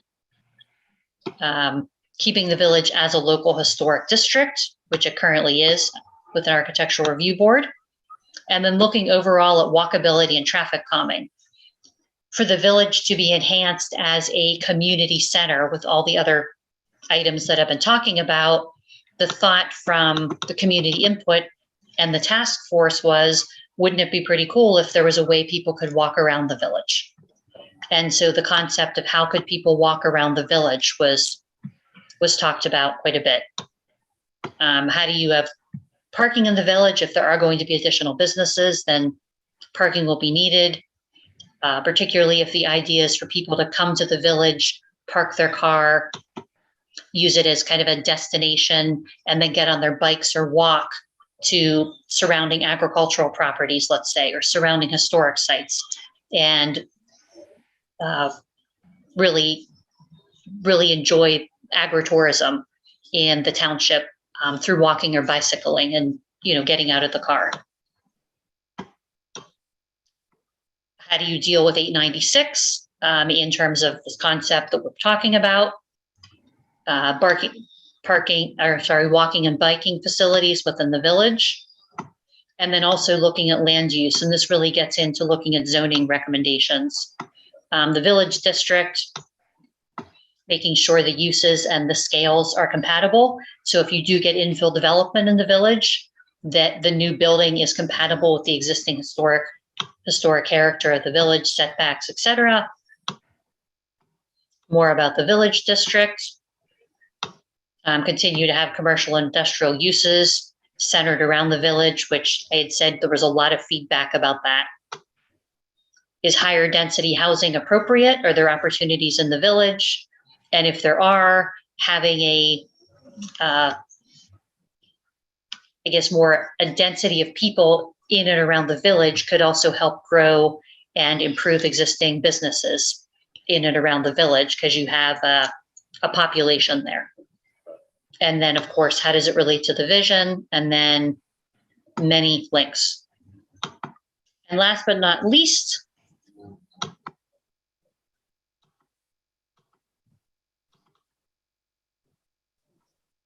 the future land use plan. And this was the last priority subject area. Again, community input about future land use. And a lot of this has to do with what I've already talked about, centering development around already developed areas, preserving the hinterland, having very low density development, or any, if any at all, in the outlying areas, primarily focusing on open space and agricultural lands. The context for Chester County, this is where I talk about landscapes 2, which, remember in the very beginning I was talking about, landscapes 3. The concept I was talking about, the grant funding program that helped to fund this project, that talks about what landscapes 3 is.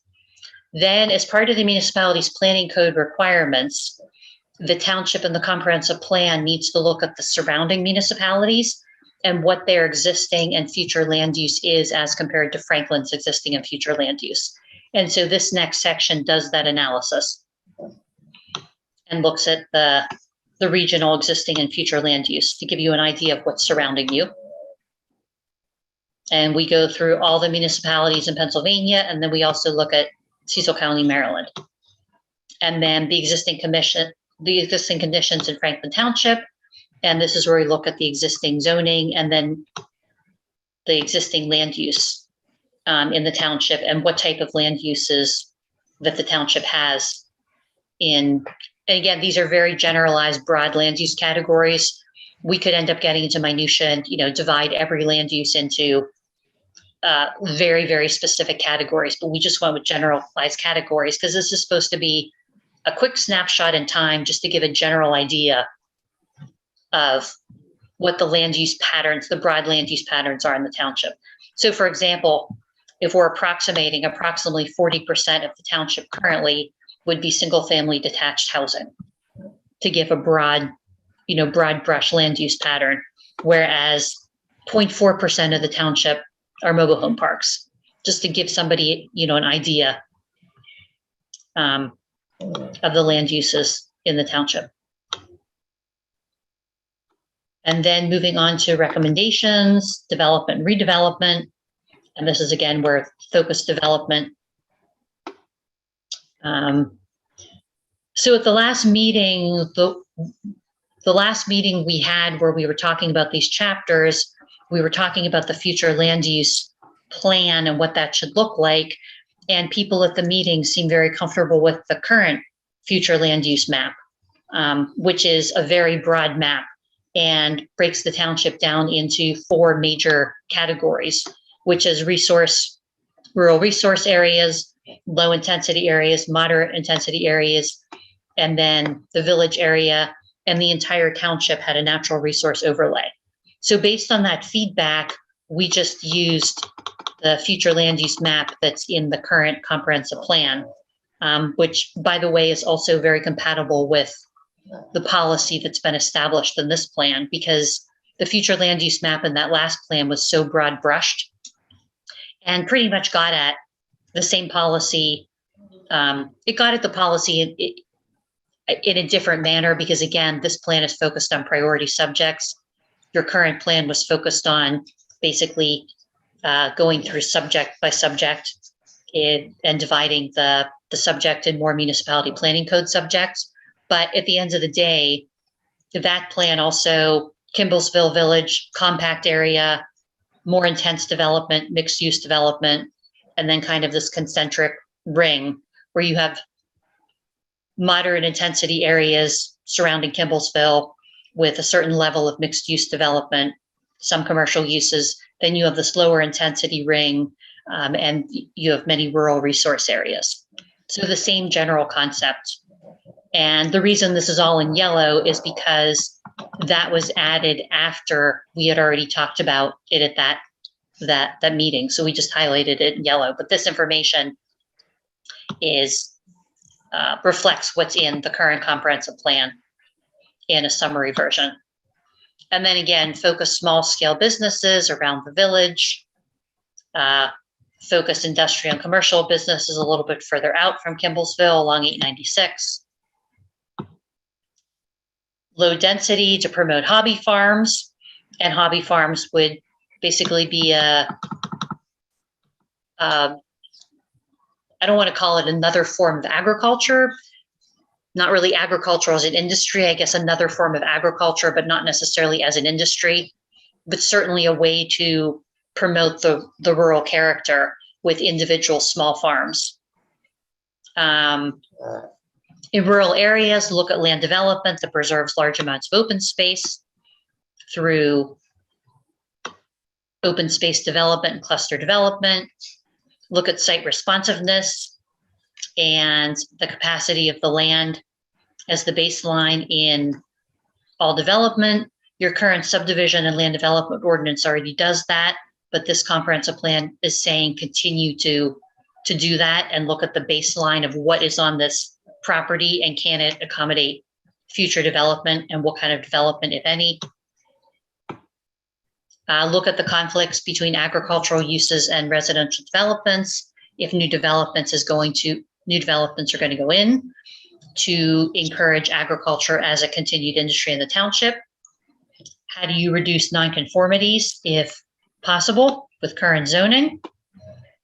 Always make sure, obviously, that the township is meeting municipality planning codes requirements. Continue to look at procedural aspects in zoning and subdivision to make sure that they follow the municipality planning code and also that they make sense and they are readily implementable by the township and township employees. Revitalization.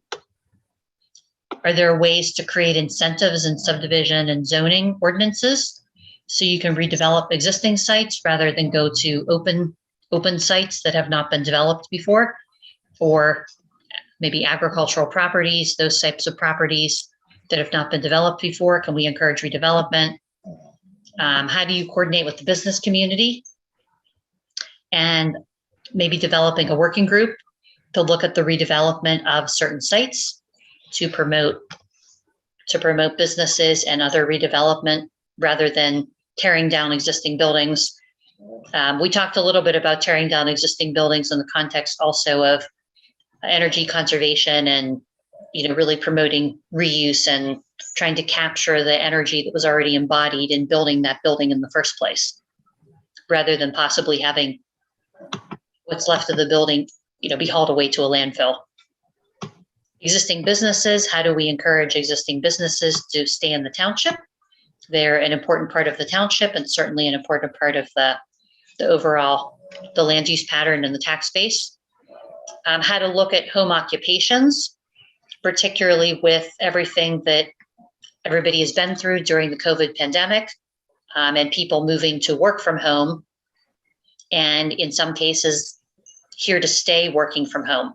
So how to encourage that in the township so you continue to have people living and working in the township who are current residents. Look at zoning as related to signage, etc.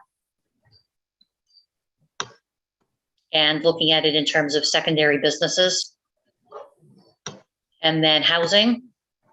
Part of the municipalities planning code does require all municipalities have a variety of housing permitted in zoning. And so just make sure that zoning still does permit a variety of housing. The municipalities planning code doesn't say where that should happen, but just that a variety of housing has to be permitted. And really the consensus was to focus additional housing, in particular any kind of multifamily housing, mixed uses, by multifamily apartments, townhouses, etc. Really focus that in or near Kimblesville, where there is already basically some density in the township, and also possibly, depending on how the next steps go, the possible future walkability, possible infrastructure enhancements, basically an area that potentially can accommodate additional density, additional housing, and also to help businesses in around Kimblesville by having the additional people, as opposed to putting an apartment complex, we'll say, in the middle of nowhere in the township, for example, where there isn't the infrastructure available that I just talked about. One concept that was talked about is there is the current apartment use, the Wagner Apartment Heritage Village, up in kind of the northern part of the township. And so maybe focus, if there is going to be more multifamily, since it's already multifamily there, maybe focus additional multifamily in that area, since one of the bit of feedback we got is focus any development in already developed areas of the township. So this is a direct implementation of that community input. Accessory dwelling units are already permitted in zoning. So ensure that that type of regulation stays in place in zoning, and should there be a maximum square footage. And then last one is tiny homes are, of course, something that we've all been reading about and hearing about.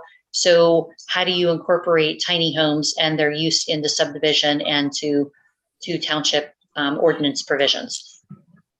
And then there are links at the bottom of this chapter.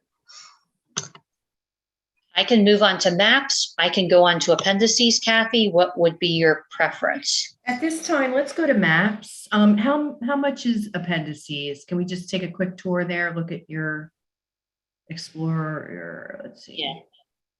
Oh, the community input. Yeah. So, you know what? I take that back. Let's blow through some of this and then we'll get to maps. I know There was some feedback, I think, from Donna about the numbers.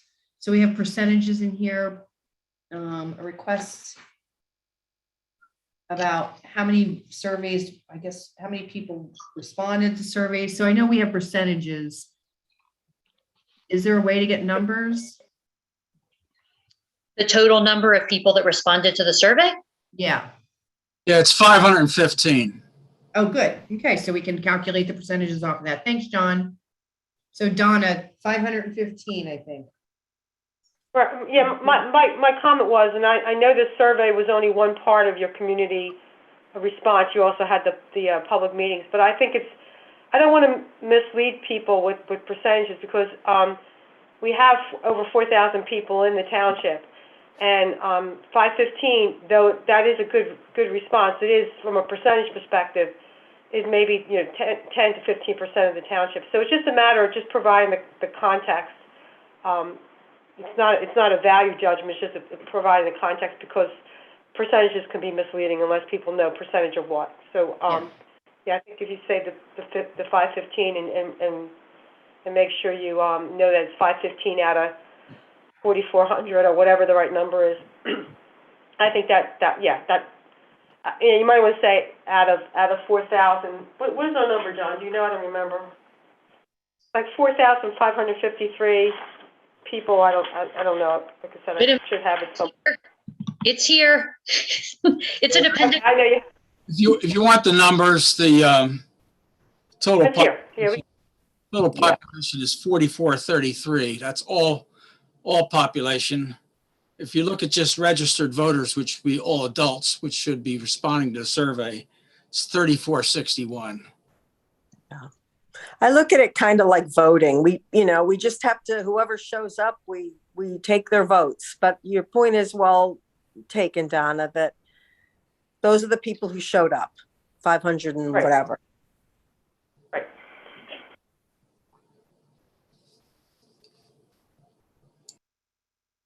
That's helpful. Thank you. Yeah, I agree. I thought it was a good comment. It is helpful.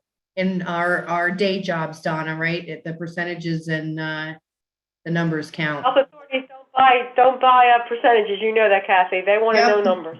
No, that's why I picked that one out because I went, yep, she's right. I get it. So Janine, do you consider that a good response or a poor response? We thought it was a good response. Thank you. Yeah. So Yeah, it's not a value judgment. Yeah, it's not about a value judgment, but it's just when you say 70% of the people had this finding, it's 70% of what, and to know that 70% of the 515 that responded, it just provides context. Yeah, but I do think it's I don't know if it's worth saying somehow, but 515 is definitely a statistically significant sample. Like that is, when you go back to your statistics 101 class. You don't argue this, but I would argue that there's more to it to say it's statistically significant than the number. You'd have to go with how are these people picked, and here you picked it based on people's interests. So there may be a bias, but I don't think it's worth commenting. No, we sent it to everybody. We didn't pick anybody, right? Is that So the people that are, yeah. So I think just to have the facts, 515 responders. Just the way it was written, I don't think to say it's statistically significant or not statistically significant. I don't think that. I don't think we should go into that conversation. I was just making that comment to the group. Yeah, it is a good amount of people.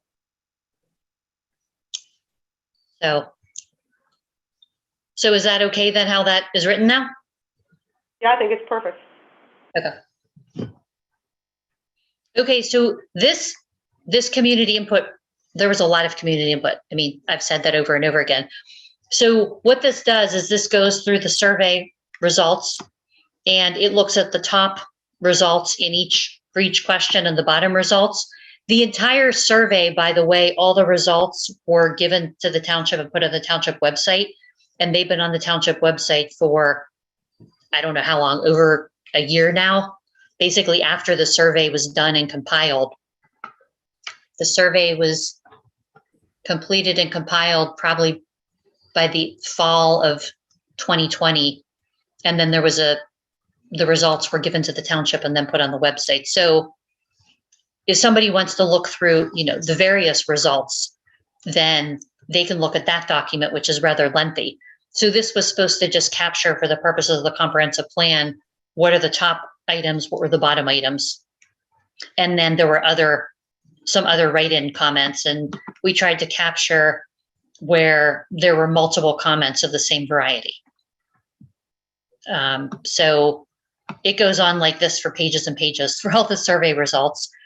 And then at some point we get to, I hope I'm not making anybody dizzy, but at some point we get to looking at the community workshop summary. The community workshop was the community workshop from September 2020. And the community workshop had breakout groups, and then there were comments in the breakout groups. And so we captured the summary of the comments. And so there were comments about 896. And then we looked at the results and said, how are those results similar to the survey results and the interviews? And then where were the differences between the survey results and the interviews? And so we went through the topical areas that the community workshop covered and basically looked at the similarities and differences, so somebody can really go through and capture pretty quickly, oh, okay, this is what was like the survey and interviews, and here's some things that were gleaned out of the workshop that were different than the surveys and the interviews. So effectively additional information. And Mixo's gone for a while. And then we move on to the subject area interviews. We did multiple subject area interviews. And so we list whatever the subject was agriculture. And then again, we do the same thing. Here's what's the same as the survey. Here's what's different than the survey. And go on with that for a couple pages.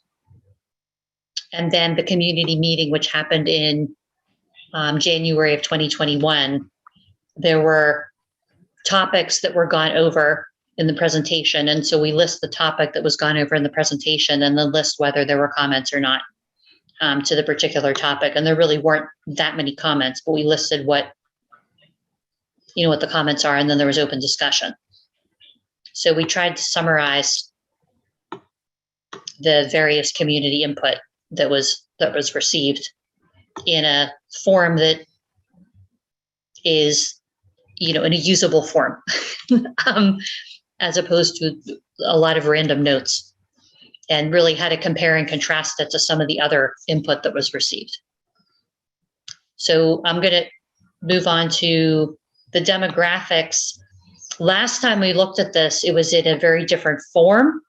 It was in, I forget, it was in chapter 1 or chapter 2. When we first started the comp plan process, we had presented 2 chapters, a chapter 1 and a chapter 2. And this was so long ago in the summer of 2020, but the township wasn't happy with those chapters. And so at that point, the township talked to myself and my office to redo the table of contents. And the table of contents I showed you at the beginning of this meeting was the redone table of contents that the township wanted.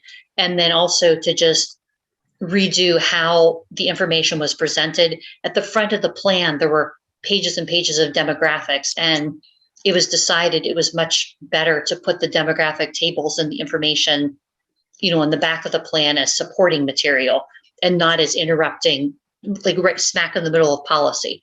So with that said as well, it was asked for when the 2020 census came out, whatever information was available at the time, that those would be folded in.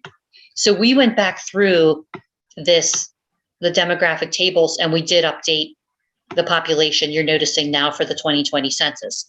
And then obviously some of the little write-ups had to be changed because now we have 2020 census information, and we didn't have that when we started this process back in 2020. The information hadn't been put together. We have the new forecasts for Delaware Valley Regional Planning Commission forecasts.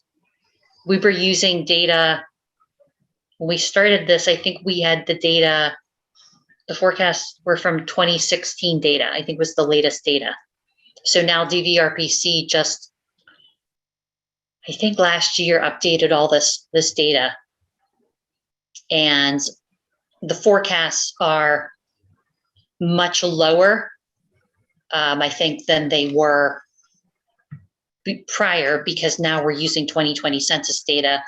And the last time they did the forecast, they were obviously using 2010 census data, which is a long time ago at this point. So, Janine, can I just break in for a minute? When we talked about population, we also talked about maybe putting in building permits, excuse me, because building permits show how slowly actually Franklin Township is growing. Could we put a table in of building permits, please?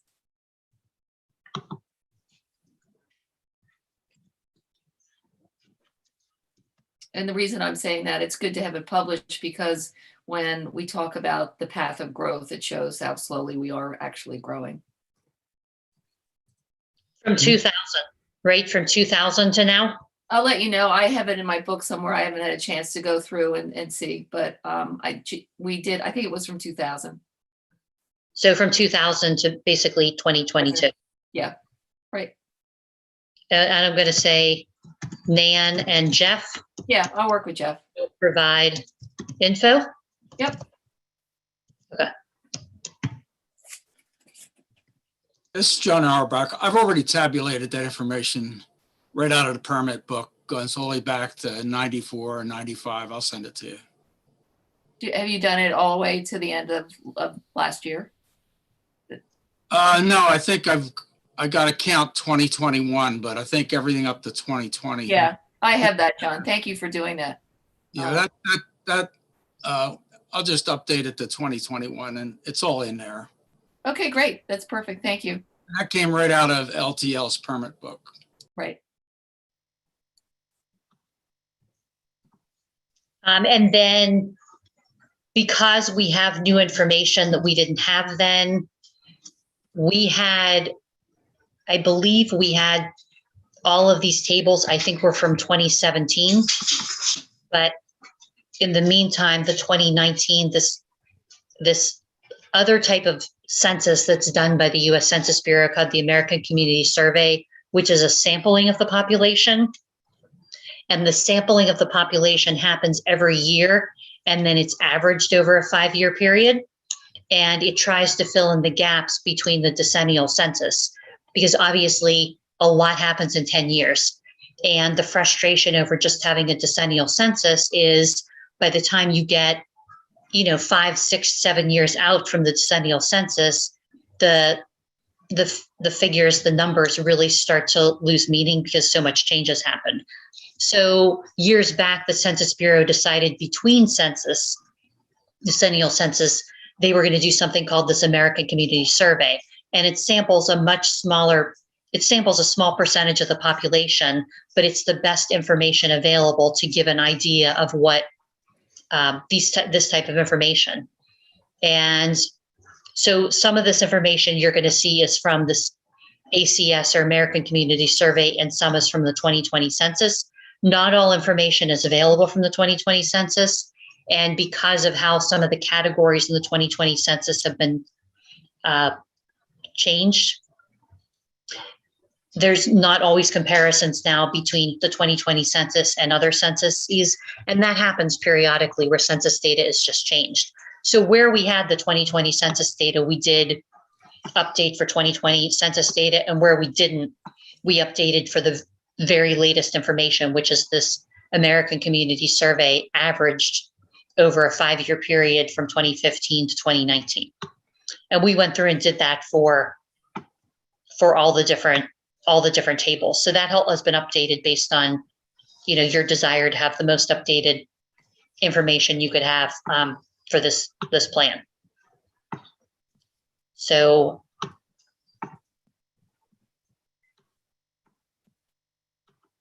I will close those out, and then. Well, thanks for updating it, Janine. That was good. I'm sorry, what was that, Paul? Thanks for updating it to the latest census. That was good. Sure. You're welcome. Thank you for saying thank you. That was a lot. That was a lot to go back to the tables. The Historical Commission did the history. It's a nice little compact history of the township. And then there's some pretty cool maps in the back. for reference purposes. And that's, I really like some of these maps. Can you, is that a link on the left side? Because I couldn't get it. Why is it all bold and underlined? Like, what's the source of these maps? well, the source is, this information's from the Historic Commission, and the source is this, the Library of Congress, I know, but where did you guys get a PDF of it? from the Historical Commission, Chester County Historical Commission. Franklin Township Historical Commission. Ah, okay. Yeah, Very the good. Township Historical Commission provided the write-up. I asked them for the information they wanted in the plan. And rather than me making up, trying to figure out what you all wanted to have for the township history, why not go to the people in the township who deal with the township history? Well, And that's, they provided the write-up for me, and then also provided the maps for me. thank you. Yeah. So I'm not going to go over the list of acronyms. I don't think that's necessary. So it is 9 p.m. Kathy.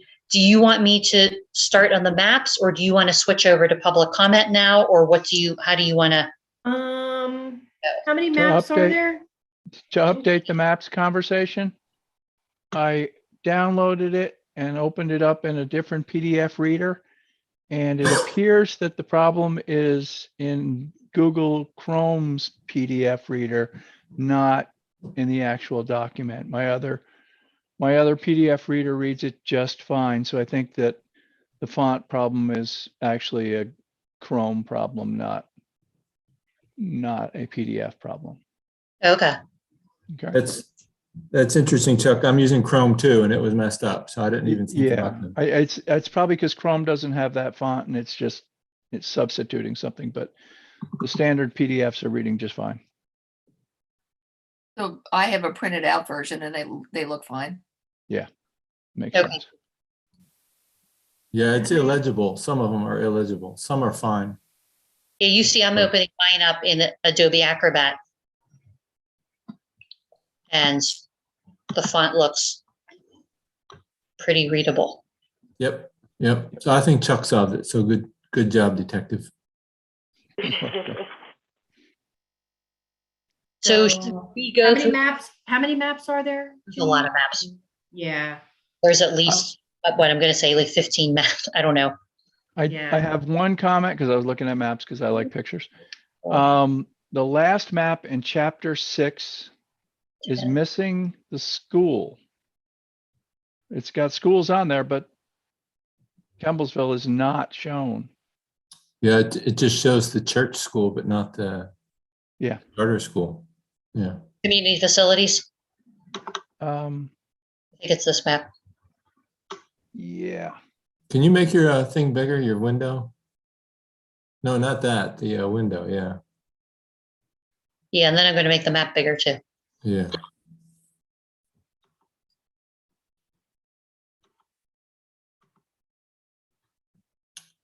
Yeah, the school is the little red symbol in on Gypsy Hill Road.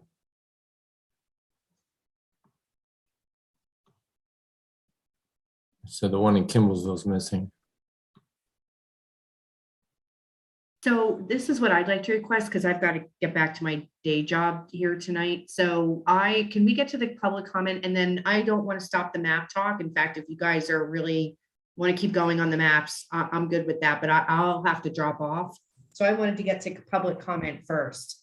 And then, let you guys go crazy on the maps, which I wish I could join you, but I won't be able to have time tonight. So is that all right with everybody? I mean, I'm hoping we've gotten, I know I tried, Donna, to address some of the comments that you had. I think you have a bit more about committees on the community, on the comprehensive plan matrix, but I think your committee questions might be more relevant when we get the plan between the Planning Commission and the Board of Supervisors. Because at the task force level, we were just making recommendations about things. If that's okay with you. Yes, so Kathy, my biggest comment, and I don't know if now's a decent time to do it, is just that I see the plan focusing very much on open space purchasing, which requires maintenance, as opposed, so I see that focus, acknowledging also that there was a lot of talk about easements. So I don't want to ignore that because that's really important. And I think members of the board, I can say for myself, there's not as much interest, if any, in open space purchases versus working and making sure we have money available for easements. And there was wording throughout the plan that, like actually pretty aggressive wording that talked about, leveraging as much money as possible for open space purchases. I don't know if we can solve it today or whatever, but that is a comment that I have, and I'm happy to write all these comments down and submit them to whoever you want me to submit them to. But I find that balance wrong, or not something that I would support as a board member. So it's actually, I think it's section 6 is where most of this stuff comes in at, would be where I had my would have my comments. But that's and then there's, like I said, as you were just saying, Kathy, there's some parts in the table that I saw given to the PRO, but as you said, we can talk about that in another forum where I just don't think it belongs with the PRO. I think it belongs with the township manager or the PC. But like I said, we can talk about that later. But my big thing, it has to do with the open space purchases. Yeah, and I think if I can here, so thank you, Donna. And my opinion about the open space, your comments, and maybe even the PRO and where the work should go. I think I'm going to speak on behalf of the task force. I think we've gone as far as we can on those conversations, and these two topics feel like they are probably best had with the Planning Commission, and then when you talk to the Planning Commission about the plan, the comprehensive plan. And please know, I'm not one who wants to push work off onto anybody else, but I don't know, Dan, what is your opinion here? I think we've, as the task force, is probably what we have in here is about as far as we can go, because it's not our, we're not in those other meetings and making decisions. I guess maybe that's a better way, making decisions like a board of supervisor would about these things. I don't know, talk about purchase, by the way. Yeah, I agree with Janine and Kathy. I don't remember talking about purchasing open space. Maybe Donna can give us an example, because Donna, I think we're all in agreement with you, Donna, that no one's interested in purchasing. So if there is something in there that reads that way, it wasn't intentional. So so maybe I can generally give you those comments, and then I can actually write specific comments with page numbers and quote text that I can. Just tell me who to send it to. Do I send it to Kathy? Do I send it to Janine? Just tell me, because I can actually write a more detailed list of comments, or I can save it for public comments. When this thing gets advertised. Just so I just need direction from the. Let me just back up. Based on Kathy's comments, is that something that we would just, Donna, maybe we just talk about it at the PC meeting and then we just change the text at the PC meeting? Is that what you're suggesting? Fine with me. The direction. That would be fine. I'm just trying to get clarity from Kathy. That's what you were suggesting. Is this? That's what I'm suggesting. Okay. Because to be very transparent, because I think the task force is after a year and a half. I don't know how many more nights of going through the chapters will be productive for us. I think it's now time. Yeah. I think that's so it's actually a good point, because if, Donna, you bring up some, a valid criticism, and now it's up to us to actually make our changes. So we can go in with the PC and have that conversation at the Planning Commission. Are you comfortable with that? I am. I just need that direction, and I can come to that meeting with the specifics. Just to answer Paul's, it may be a perception thing, and that's something we could work through with the PC. And it may be my perception, because I read the first part of chapter 6, and it talked a lot about easements and agricultural easements, and then it moved into open space. So in my mind, I looked at that as, well, then the open space must be different from an easement because they're talked about in two different places. So it may be a matter of clarifying. That's the clarification, is that there's more ways to preserve open space than just an ag easement. There's also a conservation easement. So it's just another version of open space. Right, so I think maybe we get the clarification in the document, and I can give you the specific sections where I have my concerns, and then we can deal with it at the PC. So I'm happy with that. Thank you. Yeah, and then, Donna, just playing it forward, there's going to be new eyes on this document when it gets to the PC. So, the comments that you have, hopefully they'll, what other people will contribute will help your comments, either be satisfied or make them better. I think we're just at that turning point now where I think our team has gotten the words on the paper in the right format, right, in the right style. And Janine, you crushed it here. This is awesome. So my opinion is that I think our group has taken this as far as we can. And maybe I'll continue to comment, through the PC process. But now we're getting into technicalities that just seem like outside of our ability to even answer them, and probably should be discussed at a more formal township level with the planning commission and then the board. Right. And the one comment I want to make is that I want to be able to sign off on this when it comes in front of the board. So I'm trying to use these opportunities for public comments and also when the PC meets, so that when it actually shows up in front of us as I appreciate that. I can't tell you how much I personally have appreciated that. I get it. I'm a clean as you go kind of girl too. We had lots of places to incorporate your comments. So I think we've just come to the point where it needs to flip. Let's show, we want to get to the planning committee. I also want to get to the planning committee March 2nd and not wait until the April one. So I'm also motivated let's get that process started. This thing is in motion. Let's keep it in motion. I appreciate that. Thank you. Yeah, sure. I just have one comment about the maps, and it's general. So the parks and trails map, it's not correct and it's covered in other maps. Can we just delete that? Does anybody disagree with that? Is that page 58 or what map is it? 58. I don't have a page number on it. Oh, I'm looking at the PDF. It's the one that has me as a park. Yeah, that's.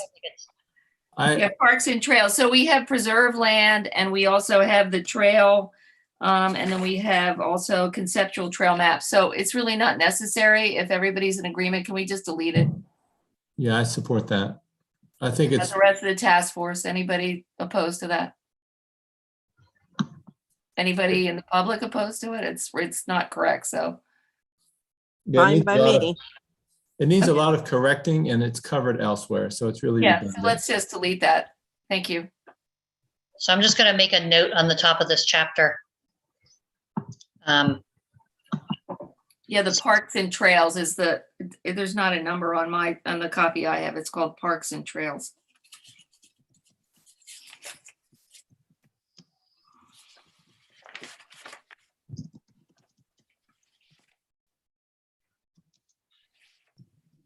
And the only other thing is on the next map that has the arrows going everywhere. We still have Chisel Creek on there. I'm going to ask that they delete that. Is anybody opposed to that? Because Chisel Creek no longer exists. Is everybody okay with that?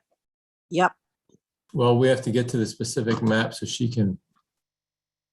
You want to bring it up, Janine, real quick? Yeah. So those are the only two things that I had. Well, we got to finish public comment though, right, Kathy? Is that what you're If we can, and then I'm going to bid everybody adieu here because I've got to get back to work, but and leave you all to your mapping. Any other public comment? Yes, Sean Auerbach. I have a series of comments. They're kind of in a bullet list form, and I'm going to send them to you written, some more detail as we go on. There are 3 zoning issues that were presented to the comp plan committee at the start of the activities. 1 was the fair share housing compliance. 2 was the traditional neighborhood development, and 3 was special use district. A remedy for these issues is the responsibility of the comprehensive plan committee. Comprehensive plan is a non-legal planning document that provides the basis for zoning and is the typical precursor to changes.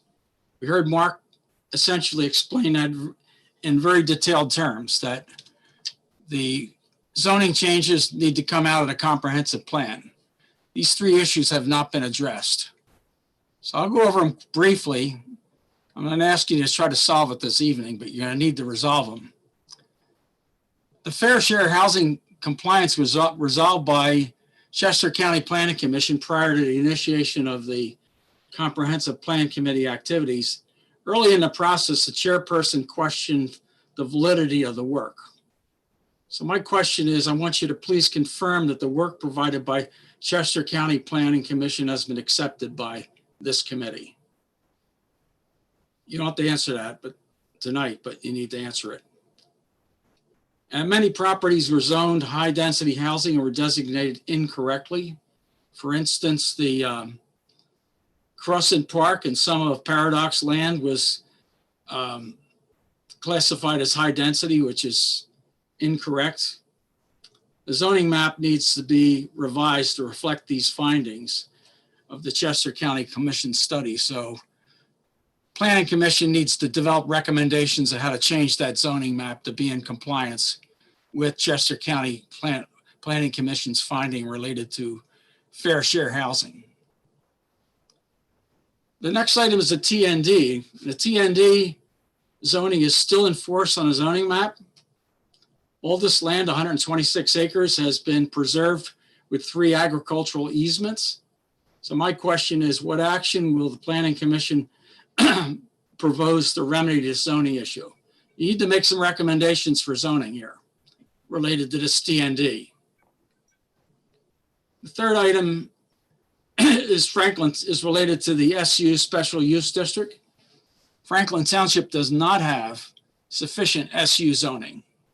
The township has incurred legal action on 2 occasions, one successful via curative amendment, Lexington Point, the other one withdrawn from the zoning hearing board with Gourmet. Same issue. What do you plan to do about it?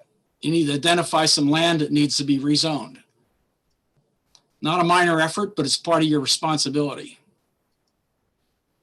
John, on that one, could you specify why you say it's inadequate so we know how much land you think we need and what is governing that comment? Like what? The third comment related to the SU? Yeah. Well, the SU, we have insufficient SU. No, that's what I'm asking. In your written comments, could you specify what Pennsylvania law makes you say we have insufficient SU? You have to provide all. You don't have to answer it here. I'm just saying you could help us out by putting that down in writing. Basically, the zoning has to accommodate all uses.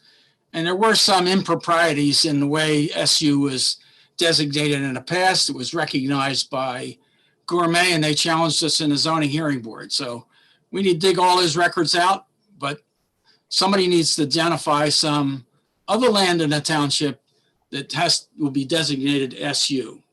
So that's the responsibility of this committee. One thing we could do is go back to the zoning assessment we had done. That was done by the county, and we could look at their recommendations. They didn't say that we have any legal issues per se, but they did make recommendations. But I don't want to get you guys off on a different tangent right now. Well, just to respond quickly, we do have some legal jeopardy here. So it needs to be addressed. I don't carry on much further because I don't want to get involved in any legal issues here, but we do have some legal jeopardy related to this issue. John, the second item, couldn't we simply eliminate, could a recommendation be that we eliminate the TND? That's going to be for the comprehensive plan committee to determine how we redesignate that. Okay, but we could recommend to get rid of TND and replace it with such and such. Yeah, because really it's designated as preserved farmland, so it can't be anything else other than that. But John, we have to be careful because all the raw land is designated as something. And then once it's developed, you're not obligated to turn it into the zoning it was developed into. Because what happens is you run out of zoning. And if we eliminate the TND or the special use or whatever, then you have inadequate zoning elsewhere. So we offered that 130 acres up for TND and high density for 20 or so years. And the developers didn't take advantage of it. And so now it's developed as a cow farm and winery, and it still can hold that.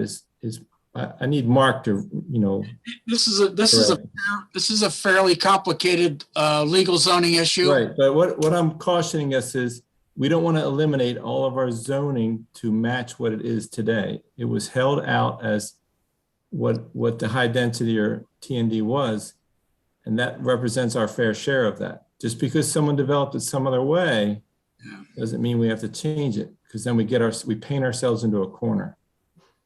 Just related to the first issue, this TND was counted as high density housing. That's right. And so we want to show we represented high density. It can't be now, so. But that's too late. Just because a builder didn't take advantage of it isn't our problem, right? We held it out. We don't have to. Well, let's talk to Mark about it. I don't want to keep airing it. We're holding up Kathy. Solicitor should weigh in on this. Okay, the next comment is on trail maps.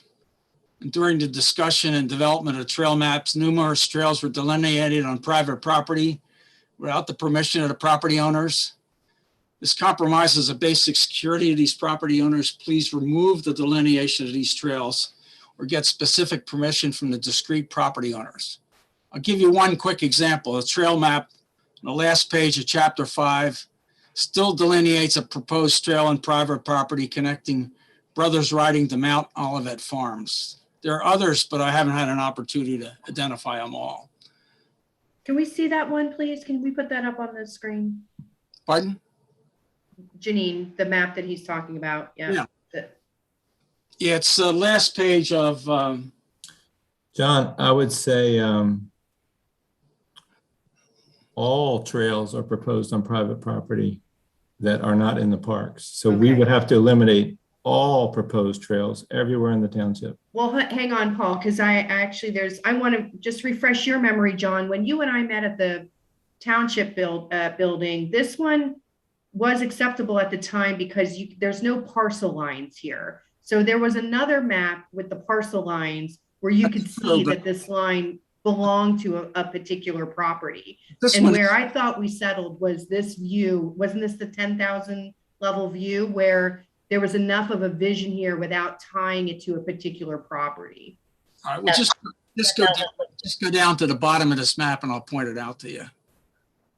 While you're doing that, I want to make the public sure they understand the township is never going to take people's property.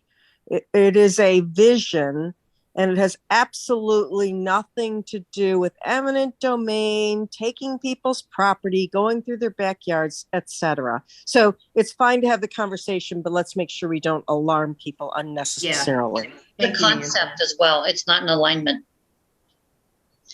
Well, that's never been the issue related to eminent domain or taking somebody's property. By delineating it, you're reducing their security. But I'll just point this one out and we can engage this. The group can engage it. If you look at the bottom of that map, you'll see the Brothers Riding neighborhood. I don't even know where is that? Let's see here. I can't point to it. Look east of the Christmas. You can't point to it?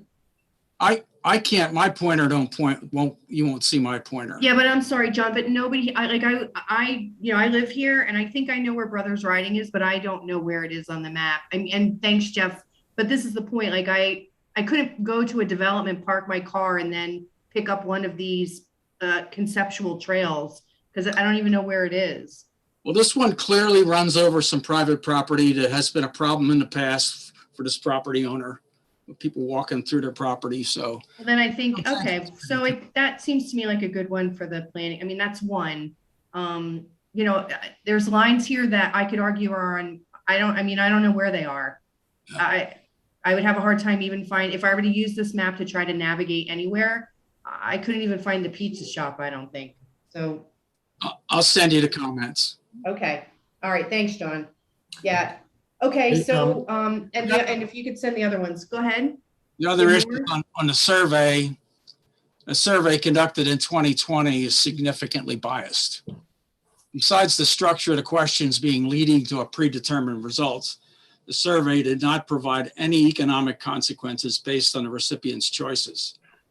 A functionally identical survey was conducted in 2004, subsequently used as a policy guide, and then failed when a major open space initiative was defeated in 2 election referendums in 2011.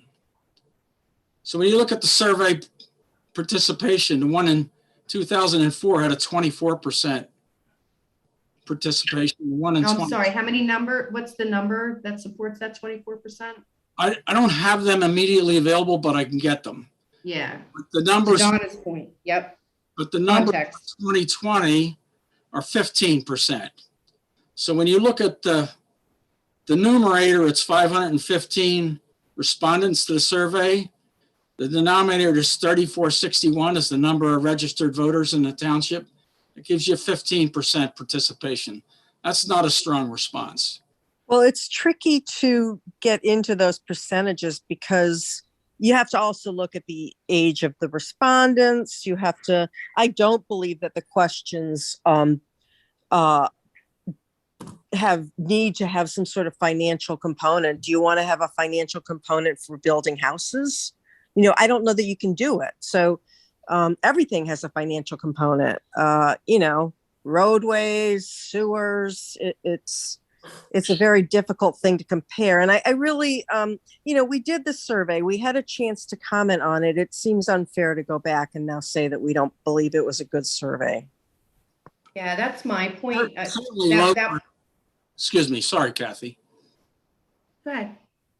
It was just certainly a low participation survey. I mean, 15% is not a significant response. I don't know. I'd like to see comparisons to lots. I do survey work in my day job, and it's all context, John. So I think for public participation in anything, 15% sounds pretty high to me. So it would be very, well, hang on. I mean, if we want to be statistical about it, then I would look at survey response in other communities on their comprehensive plan. I will be very shocked if it's greater than 15% in New Garden or any other township that's done a comprehensive plan in the last, say, even 5 to 7 years, which I'm not sure how many there are, but 15 sounds high to me. It's but also, if we wanted to, we could set it, we need to anchor that in context and compare it to surrounding areas. I think it's also maybe unfair to relate it to voters because it might be more fair to look at households, like how many households responded? Participated. That's a good point. I mean, there's a method, we can apply an infinite number of methodologies here. Yes, but that's why I asked Janine, was it a good response compared to her experience in other townships? She said, yes, that's how I saw it as a good response. Well, just to comment on the reason I picked voters is they're all over 18 and I'd be qualified to comment on the survey. So I don't know of any other criteria that could be used, but. Well, a household, I mean, so my husband and I wouldn't have completed the survey individually. So, you know, if you have a household with more than one person over 18, I don't know, like I said, there's infinite, you know, we could place it. Businesses, you know, anybody who was in the township was requested to complete it. So that was businesses and they may not be registered voters in the township. So there's not a whole lot of businesses in the township, I'll tell you that. We felt that it was a good response rate. I don't believe it is. I think it's really low. What else do you have, John? That's really where I have it. So I have other comments. I'll send them to you. Okay. Any other comment? I'd like to make a comment. I've been following this for the whole year. And I've watched how hard you've all worked, and I understand there's complications with everything, but I think the work that's gone into this has been absolutely extraordinary. And I think Janine and Kathy have been so succinct at everything they put together, and we should be very proud on having this all written down in some kind of, you know, good written format for everybody. And I think that people had a chance all through the whole entire year to go onto these meetings, make comments, make public comments, and they've had their chances. And we know, like everybody else, unless you step forward and say what you need to say, that's how you make the world go round. So I would like to say how proud I am of you all for doing this, because I think it's been absolutely magnificent. Oh, that's nice, Dawn. And let me tell you, when I opened it up, it blew me away. I just could not believe what a professional, comprehensive, and yet focused on the right things document it is. It was way more professional, I guess, than I expected. No offense. Thank you. I would like to ask one more thing. Janine, would we be able to get from you some of the things that you said about us being the highest township with the most contiguous trail? You know, can we get some of those verbiages from you for future use when we put this to the public? Can we get just some bullet points of those things? I know that there's been things that have been said before about where our percentage of open space is really high, but if we had some of those bullet points to use, that would be very helpful. Yes. Yes, and a lot of them that I was talking about are in this plan. I was just calling out things that were written in the plan, but yeah, we can do that. Well, I'll go through it with a fine-tooth comb. I know I've been watching you guys all year, but I'll look for them myself. Thank you. Kathy, Lynn Weber has a raised hand. Sure. Hi. I want to thank you for all your hard work. I have a question though on the multi-family housing that's listed in the plan. Is that a result of a requirement for money that has been received from federal grants, or what is the reasoning for the multi-family housing that you're mentioning throughout the plan? Under the municipalities planning code, which is the state law that enables comprehensive planning as well as zoning, as well as subdivision and land development, there is a very specific requirement that says that every municipality in Pennsylvania needs to provide for a variety of housing types, all the way from single family detached to multifamily types of apartments, townhouses, quads, triplexes, those sorts of things. So one of the items that every municipality is obligated to discuss in planning is how will that sort of housing be provided. In addition, in the feedback, the community feedback, and in these comprehensive plan meetings, with this whole idea of Kimblesville being a community center, the concept came up, well, the township needs to provide for this type of housing anyway. And in order to really facilitate Kimblesville being this community center and this destination, if more people lived in Kimblesville, that's a way to provide for what the township has to provide for anyway, but in a way that the township is choosing to provide for it, not in a random, an apartment complex is going to be built somewhere on 896, or a townhouse development is going to be built somewhere else in the township on Appleton Road, whatever. So wouldn't it be cool if the township could take this state requirement and, just like the feedback was, have development in already developed areas, have development in Kimblesville, and kind of use this statewide requirement to actually enhance the concept of Kimblesville as a village center, maybe some increased business opportunities in Kimblesville, maybe this whole idea of agritourism stemming from Kimblesville, maybe walkable Kimblesville, maybe heritage interpretation and preserved historic resources in Kimblesville. So kind of how do you combine all of that specific to Franklin Township? So is the requirement though just to discuss it, or do we have to allow for additional multifamily unit housing? you have to allow for multifamily housing. And the fair share analysis that John was referring to was an analysis that was done prior to this comprehensive plan starting.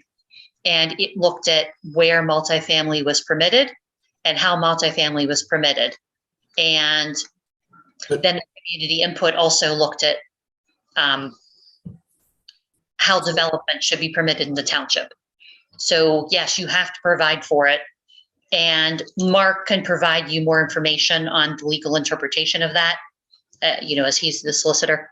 So that would be more appropriate to answer the question. But yes, it is a requirement, a statewide requirement. There has been numerous case law on that requirement as well. So Janine, could I jump in that, Lynn, this requirement's been here for decades or, a long time. This has nothing to do with the current federal government requirements, if that's where you're going.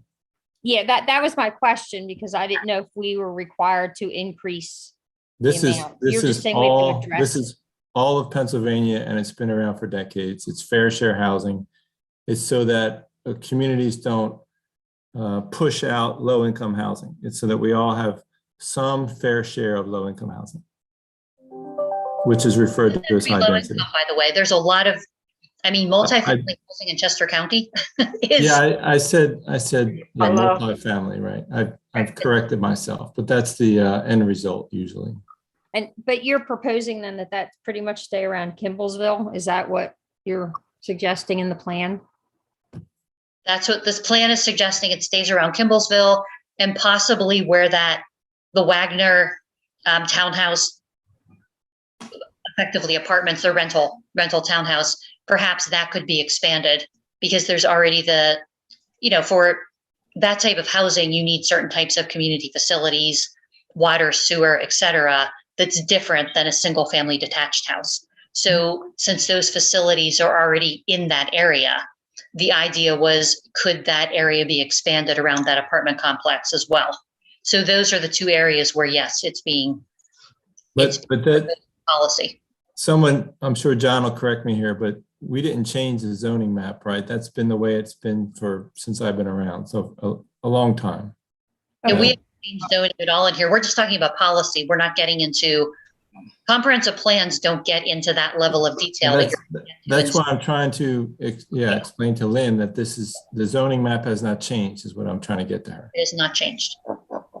That is correct. And John is actually telling us we need to change it, but what we're saying is so far it has not changed, Lynn. So it's been that way for a long time. Okay, thank you.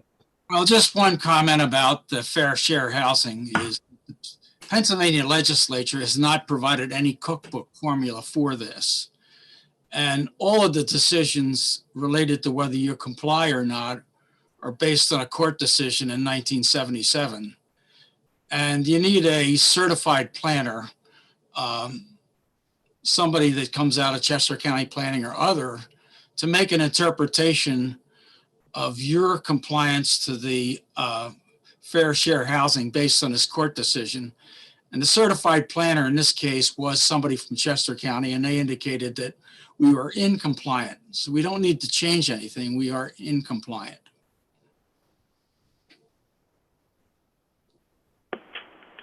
Okay. Any other public comment? Thank you, Lynn. Do you have any other comment? No, I'm good. Thank you very much. You're welcome. All right. So I think this concludes our part. So I don't know how many members of the task force are still out there. Nan? I have a few map comments if Chuck probably has some too, but that would be great. So I was going to wrap it up officially and then allow for not officially. I'm going to wrap up this part, public comment part, and then for anybody who wants to stay on for maps, I can't. So, please, you can stay on and look at maps if you'd like to. This will be the last, I think unless something unexpected comes up, this should be the last task force meeting. And I'm looking, I think Chuck is a holdout, and Paul. I know Barry was on earlier. I did not see Jerry or Dave Hawking, but I know Dave got a copy of the plan. So I just wanted to thank, the other members of the task force for hanging in there through all of these things. And also to really thank Janine for her leadership on this and all of the time that she went into this during a particularly weird time. So I'll close with one of my, memories that I'll add to the strange pile of memories during this most strangest time of human life in any of our collective memories during the pandemic is that we wrote a comp plan, while we were all quarantined at home and doing it on Zoom. I really do hope that we all get together someday, even if it's to have, cheers to a comp plan that's printed out and put on a shelf at Franklin Township, and hopefully will be beautifully dog-eared, as people go through the pages using it. So on that, we'll say this is the end of the task force unless we're needed to do something else. And, we'll all, I'm sure, still participate as it moves through the process, but not as an official capacity. I don't know, Nan, if you want to add anything. No, I don't, except to thank everybody. It's been a great, was going to be a year, but it's been more than that. And everybody take care. And I hope someday we all get to meet in person. Yeah, that's right. Thank you, Dan and Kathy, for your leadership on all of this. Appreciate Thank you it. so much. Yeah, Got it. Janine, you've been best. You've been the greatest. So are we going to go on with just like? If you guys technical want to go mapping? on for maps, go for it. I have to Yeah, drop off. I only need 10 minutes, so thank you, Kathy. It's not. Yeah, sure. Okay, Be well, I'll everyone. hang on and just listen and Thanks, Kathy. You're Thank you, welcome. everybody. Bye, Don. Thanks, guys. See ya. So Janine, could you bring up that same map you were just looking at? Or which one? I don't remember the name of it. I don't think it has a name, actually. That was one of my comments. I But thought the one that the one you just set up with the trails with the blue colored the trail colored roads. This one? Yeah, that's it. That's it. So go to the bottom where you were. Hold on one and- second. Move it over. Yeah, please. What's happening here? The very bottom, it has Oh, a destination. Conceptual trail map. That's all it's called. Yeah, there's a different one that has no title, but we'll get to that one. Okay. So at the very bottom, in the middle of the big green White Clay Creek Preserve there, elk section of White, it says that there's a cidery and Christmas tree farm. And I think that is misplaced. That should be to the left at the other end of Stricklersville Road. I don't think it's in the right place on the map. Okay. That's what we added. The task force asked us to add the Christmas tree farm that clearly was added. We added in the wrong place. Yeah, it is there. It's just in the wrong place. Or yeah, and we were asked to add one other thing, and I can't remember what. So I will change. I'll change that. So this is part of chapter. Does anybody know the name of that? Isn't it like Old Stone Cidery? It's Old Stone Cider, yeah. Yeah, so maybe if you could Google that, you'll get the parcel number, and that would give you better. Maybe There's a just like that Christmas in your tree notes. farm somewhere as well. Then What's Right that? next to it. It's Yeah, just- they're right together. Yeah, I think it's the same owner. I'm just going to put this on the. I'm going to add this to the comments. Whoops. Yeah, because someone will be wandering around the White Clay Creek Preserve looking for a cidery.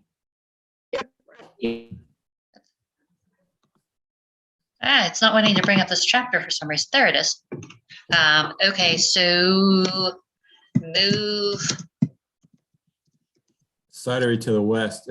I think the address is Stricklersville and 841, isn't it? Isn't it? It's actually out of our township. Yeah, it is. Yeah. It's an elk. Because it was a local landmark, I guess, and because we're talking about, Yeah, it doing is. No, connections, it is townships. it's a good destination. It's just in the wrong place.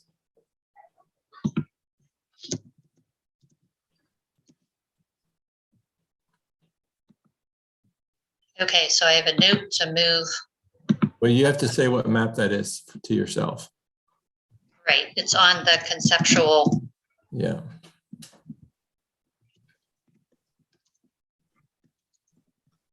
It's on the one called conceptual trail map.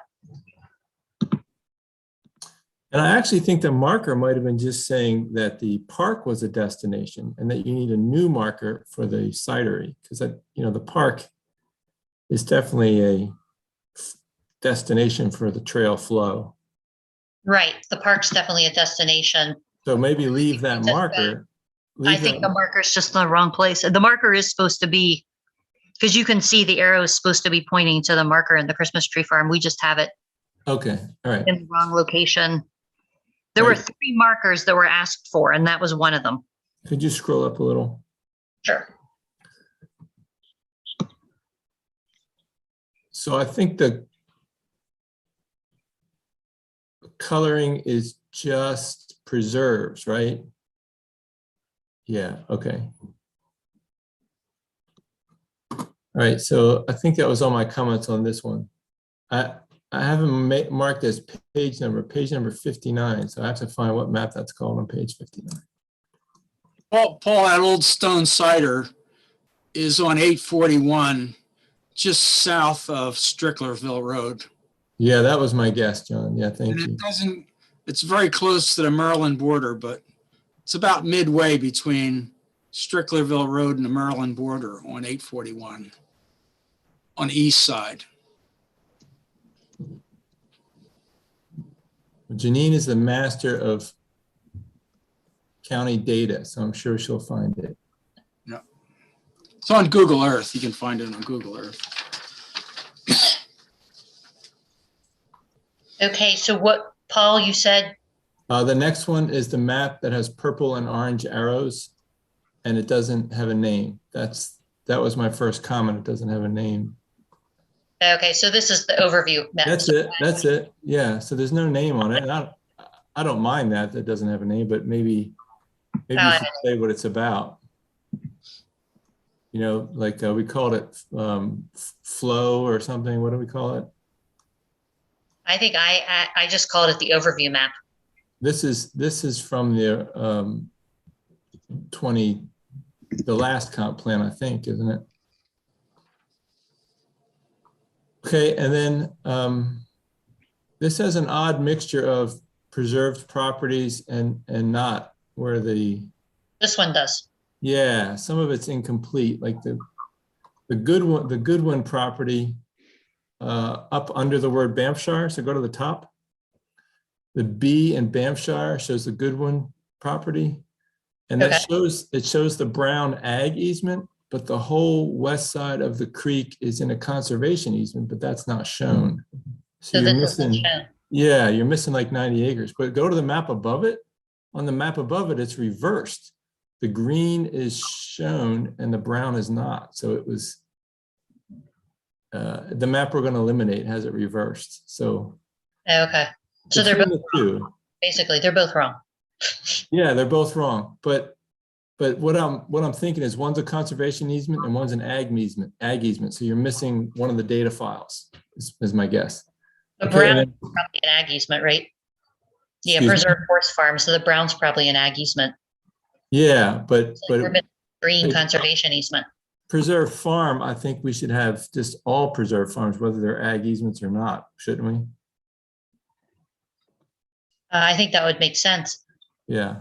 This was, I guess, somebody wanted, remember Rachel, the open space and trail person in our office did this. Yeah, yeah. So somebody must have been interested in preserve farm versus horse farm. Well, we were trying to show destinations for trails was the original 2010 intent, was maybe we could link horse farms to get trails through properties because they're more likely to allow it than a non-horse farm. And they weren't riding. And that would be a benefit to their property value to have somewhere to ride. Right, that makes sense. Yeah. All right. Over on the right side of the map off Auburn Road, there's a large 100-acre preserve farm there that's missing, the Keene farm to the right, a little more right. It's to the right of Banffshire.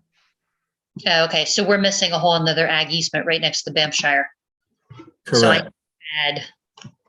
So it's contiguous with Banffshire to the east. So add missing ag easement.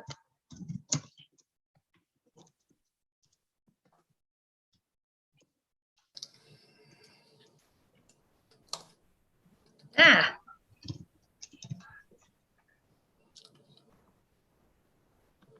And it's contiguous to the east. Correct.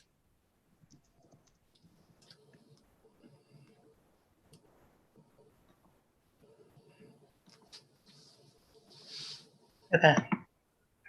Yeah, I don't know what happened there. The data set's obviously problematic, Yeah. but are there any other ones you can see that are noticeably missing? Preserve farms or open space? No, there's just some little stuff, but nothing. That's good. That's all my comments. Janine, so my farm is purple and I could be purple and brown, so. Yeah, I noticed the Stoltzfus is purple brown and it kind of looks muddy. Maybe we should switch it or. So they should be brown and I should be muddy. Oh, I see. I'm a horse farm and preserved. So that's at So the down at the bottom. bottom, the very bottom, the arrow that comes down, and I have that little kind of, it sticks down. So I'm purple, almost to the Maryland border, the first farm north. Yep. Yeah, there. So I'm purple. I am a horse farm, but I'm also preserved. So, and then above me is muddy. So they aren't a horse farm and they should be brown. Okay, so they aren't shown as brown, they're shown as muddy. Right. And then across the street, they should be purple. So I don't know. Do you want me to mark something up? It's kind of confusing. Yeah. Yeah. Just mark it with like a Sharpie and send it to me because I don't know. I'll go up to the Tomorrow Jeff morning. can entertain me and we'll get a map and I'll try to mark it up with a magic marker and send it to you. Okay. And let me know horse farms versus not too. But what do you want to do with a horse farm that's preserved like me? I'm muddy, right? Yeah, you're muddy. Okay. I just wanted to I continue. am muddy. You're muddy. I just want to continue how this is done because everybody seemed happy with it. Right. So we'll show the purple and the blue overlaying each other if it's both a horse farm and preserved versus purple versus whatever this is, brown. Right. So I should be the color of the Stoltzfus farm rather than purple. Got it. You should be the overlaying. Right. Got it. All right. I'll go up to the office and talk to Jeff.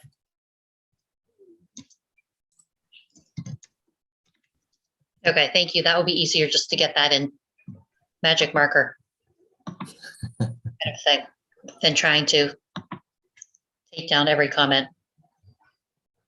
And then May I ask a question? Sure.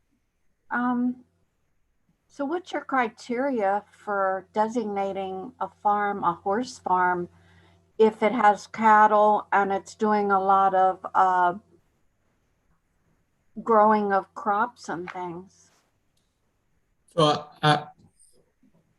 Jane, this is totally was done years ago with just visual driving by and seeing horses in the pasture. And so if we took something that was wrong, then please correct it, because it is just trying to give a big picture of where we might possibly have people who want to utilize horse trails and see if there's a cluster or contiguous properties that would be a place we could focus on as opposed to a neighborhood. So if you see one that's wrong, please speak up. That's what the public comment's for. We were trying to show if you had a horse farm that you might want a trail to get into Fair Hill or the, that sort of thing. That's what we're trying to do. I don't know. I think first about liability. So no, I don't have any changes. I see some things I don't think are correct, but I'm not making any recommendations. Thank you.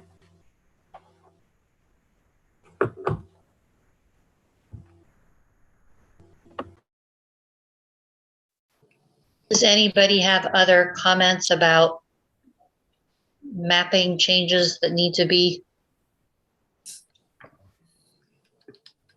sure right now? Did you write down the school? Yes. I put that on the community. That was on the community facilities map, I believe, if I'm remembering correctly. Yeah, could you show that one? There were a few more on that if we're going to say community facility. Hold on, let me bring up that chapter so I can write the notes in the beginning of that chapter. Okay, that's not the chapter.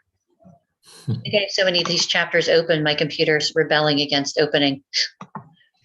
It's Anything. tired like us. Oh my gosh, it's not opening.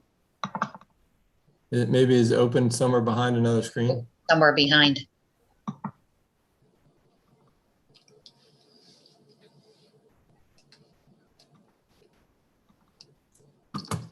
Oh my gosh, it's going to make me open and close every single document. Just hit save. It's making me work for this. Nope. Here it is. Okay. Whew. Oh, Thank you for this might be this. community facilities. So let's look at this map. Oh, that's funny. So my comment is not, my comment is on Google Chrome, the public library symbol is a capital blue H, which is the universal for hospital. And on your screen, it shows it as a little guy reading a book. Do you see it on yours, Chuck? I'm not looking at that. Scroll down, version. Janine. The library symbol is a. Would it be okay if I share my screen, Janine? Because even though it's entertaining and funny, but it could actually be a problem. Like you need to give a warning, Google Chrome users, or use some other. Yeah, that's weird that it would say an H because that is hospital. Yeah, could you give me the rights? I just want to show you it because maybe in your department, you guys might need to change a font setting or something. You've been made a co-host, Paul. Wait, I have a question though. It's not on our map shown that way. We have a little person reading. That's exactly our point, is if me and Chuck see it as an H. Oh, you mean when you open the PDFs in Google Chrome is what you're saying? Yes. Okay, Yes. You're not saying you're not saying that's how the maps look when we open it. You're saying that that's how they open on Chrome. Correct. All right, so here's my screen. I have the entire PDF opened on Google Chrome and it says Adobe Acrobat in the corner. Can you see my screen? We can see your screen, yes. See, it has the Adobe Acrobat symbol, but I opened it from Google Chrome. So it's not working. And see here, public libraries. I'm like, man, that's the hospital symbol. That's dangerous. Yeah. Right, and then police station A. I thought the A was a weird one too. What does yours say for police station? We have for police station, we have a shield with a P in it. Oh, that would be better. So Chrome's not able to read the icons is basically what you're saying. Am I in Chrome? Yeah, I think I am in Chrome. Yeah. Are you in Chrome? I don't know. I opened it from Chrome, but it looked like I'm in Adobe. It looks like it says Adobe Reader DC on it. Yeah, I think I'm just in a newer version of Adobe, right? But sometimes they do things online, like it might be Adobe Online. Yeah, it could be. Properties, document properties, Adobe Acrobat. I don't know. I think I'm in Adobe Online, but if it's online Chrome, it's messed up. All right, one last one. I just need to show you the crazy font on some of the maps. Page 48, I think, was a bad one. Oh, there it is, 46.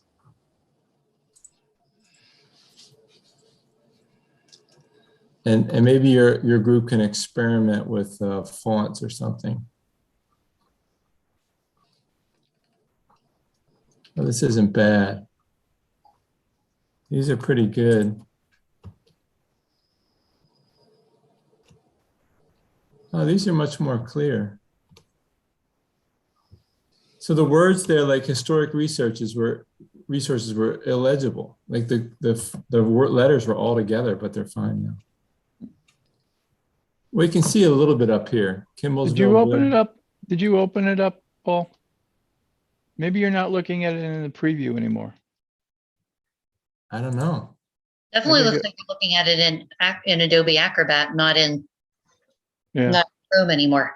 But see, the 841 is screwy, and Kimblesville Village National Register Eligible Historic District is screwy. See how that all blends it together? Yeah, I don't know. I don't know either. It's bizarre. All right, I'll stop sharing. Thank you. Why don't you get Google on the line tomorrow, Paul, and straighten that out? It's your theory. I'm gonna let you. Your theory. It seems to be that way on the printed copy as well. Does it? Yeah, like 841 doesn't come out clearly at all. What browser do you use, Jane? Oh, I have no clue. But I want to sign off here, but I want to ask you, these changes there were a few changes recommended tonight, but there are some map changes. Are you going to be posting these? This will be replacing what's on the Franklin Township website correctly? Is that right? Jeff, you'll repost it or what? I'm always happy to post whatever Janine and Kathy and Nan would like me to. Okay, with the new date. Well, Jane, the next step is for it to go to the PC. So certainly it will be posted before it goes to the PC. Right, the next step in the process is the planning commission review, and that's the municipality's planning code process. Okay, so it'll be up before that, so I can get some corrected pages. Thank you. Now, while we're just talking about the planning commission, are we talking about March or what are we talking about for them? I think that's what Kathy said. She wants to get it in March. That's what I remember. Okay, so I can start on a draft advertisement for the March planning commission meeting then.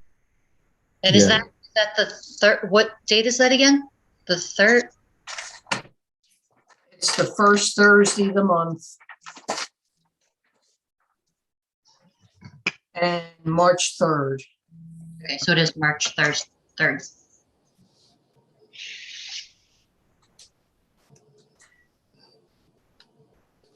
We probably won't have anything that month so far. We're going to have the school February, correct, Jeff?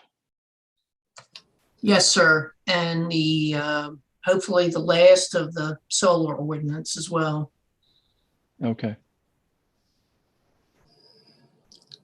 Yeah, then, yeah, by the time we get through those two, we wouldn't get to the comprehensive plan.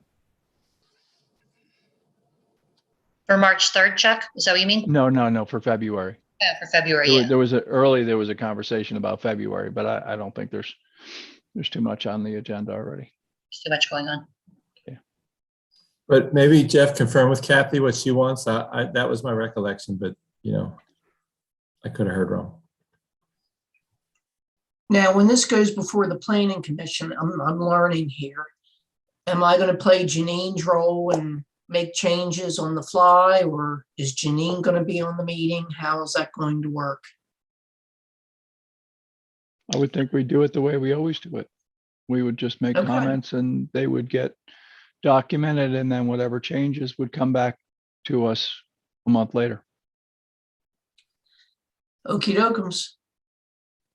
Okay, so it sounds like this will go to the planning commission for that March 3rd meeting, and that'll be the official public meeting of the planning commission where you review the document. That's what I heard. That's what I heard too. I just wanted to make sure everybody heard the same thing. I heard it. I heard it. Chuck, your meetings are still online? Yes. All right. That'll make it easier for other people to come, if they want to attend also. Yeah. The public, they can just pop on easily. So I think it's a good approach. I would think that if it's going to be successful, that the supervisors need to be in the public. Or what do you think?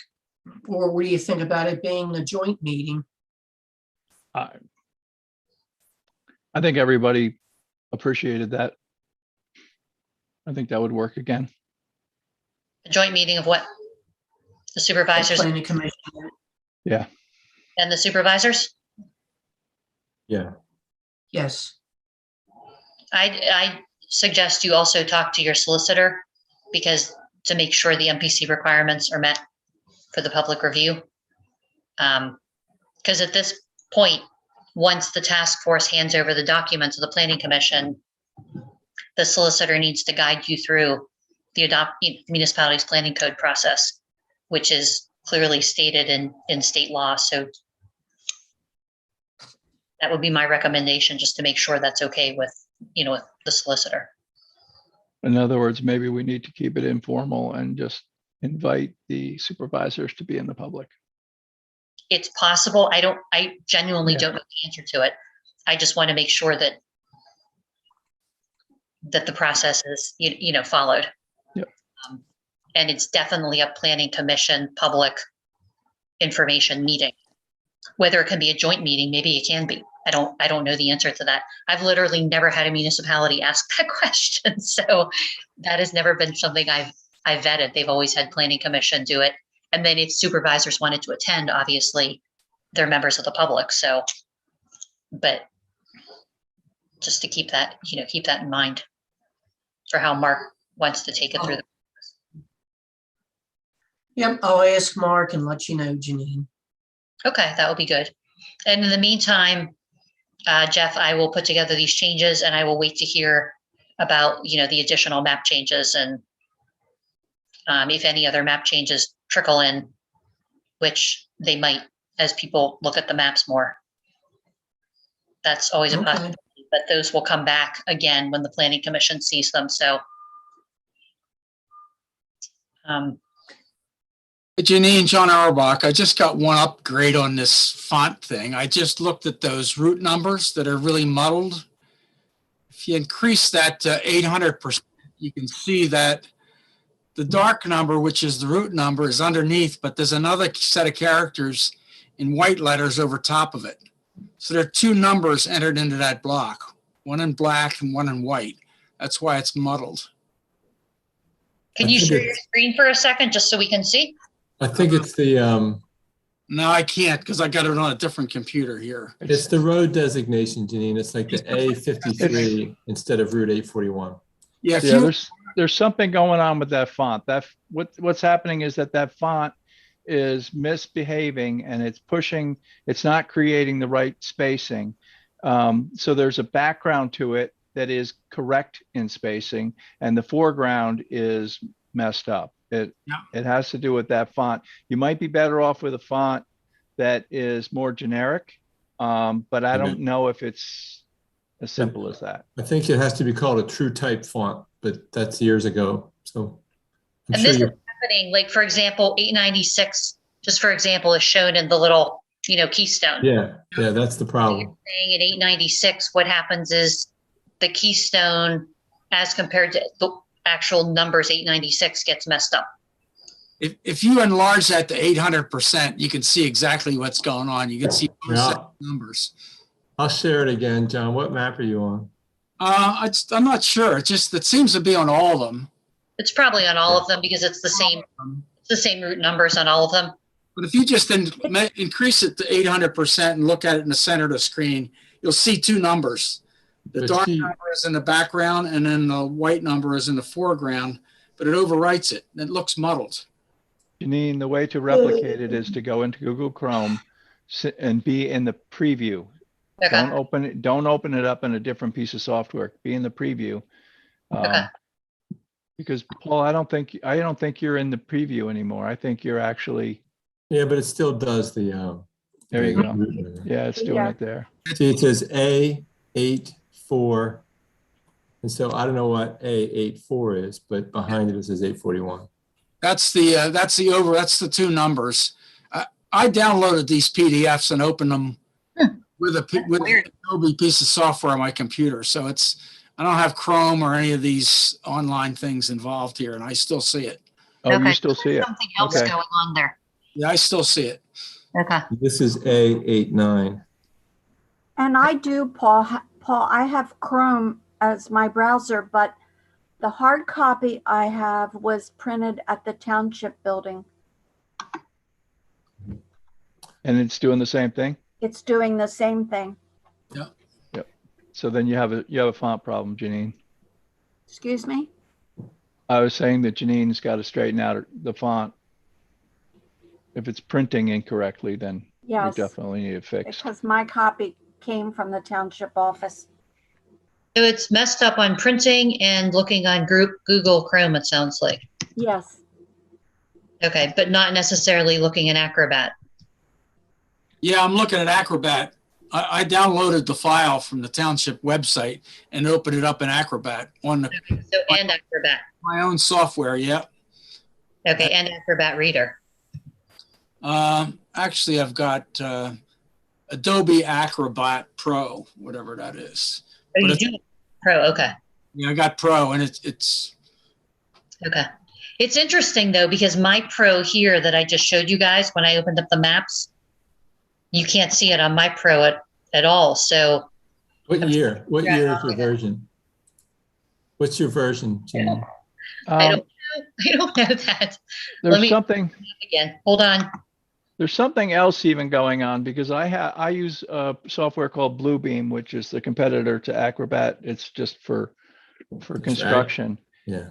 And one of my, reads correct. Another one is so messed up, you can't, it is totally messed up. So, and that's on my computer. It's not online or anything like that. So yeah, there's something going on with your. I've got Adobe Acrobat Pro 11.023.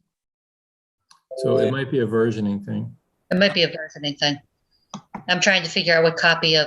Just right click on a drop down file and then hit properties and it'll tell you the description of the properties. I have 11.0.23. That's what I have. Janine, you probably can get one of your technically savvy guys in your office to figure this Yeah, out. I think we're wasting our time. So Yeah, I think so here. I'm gonna Figure this out. sign off. Are we all done? Okay, I think we're all done. Good night. Thank you, Janine. Thank for you, all the help. everybody. Good night, everybody. Okay. Night.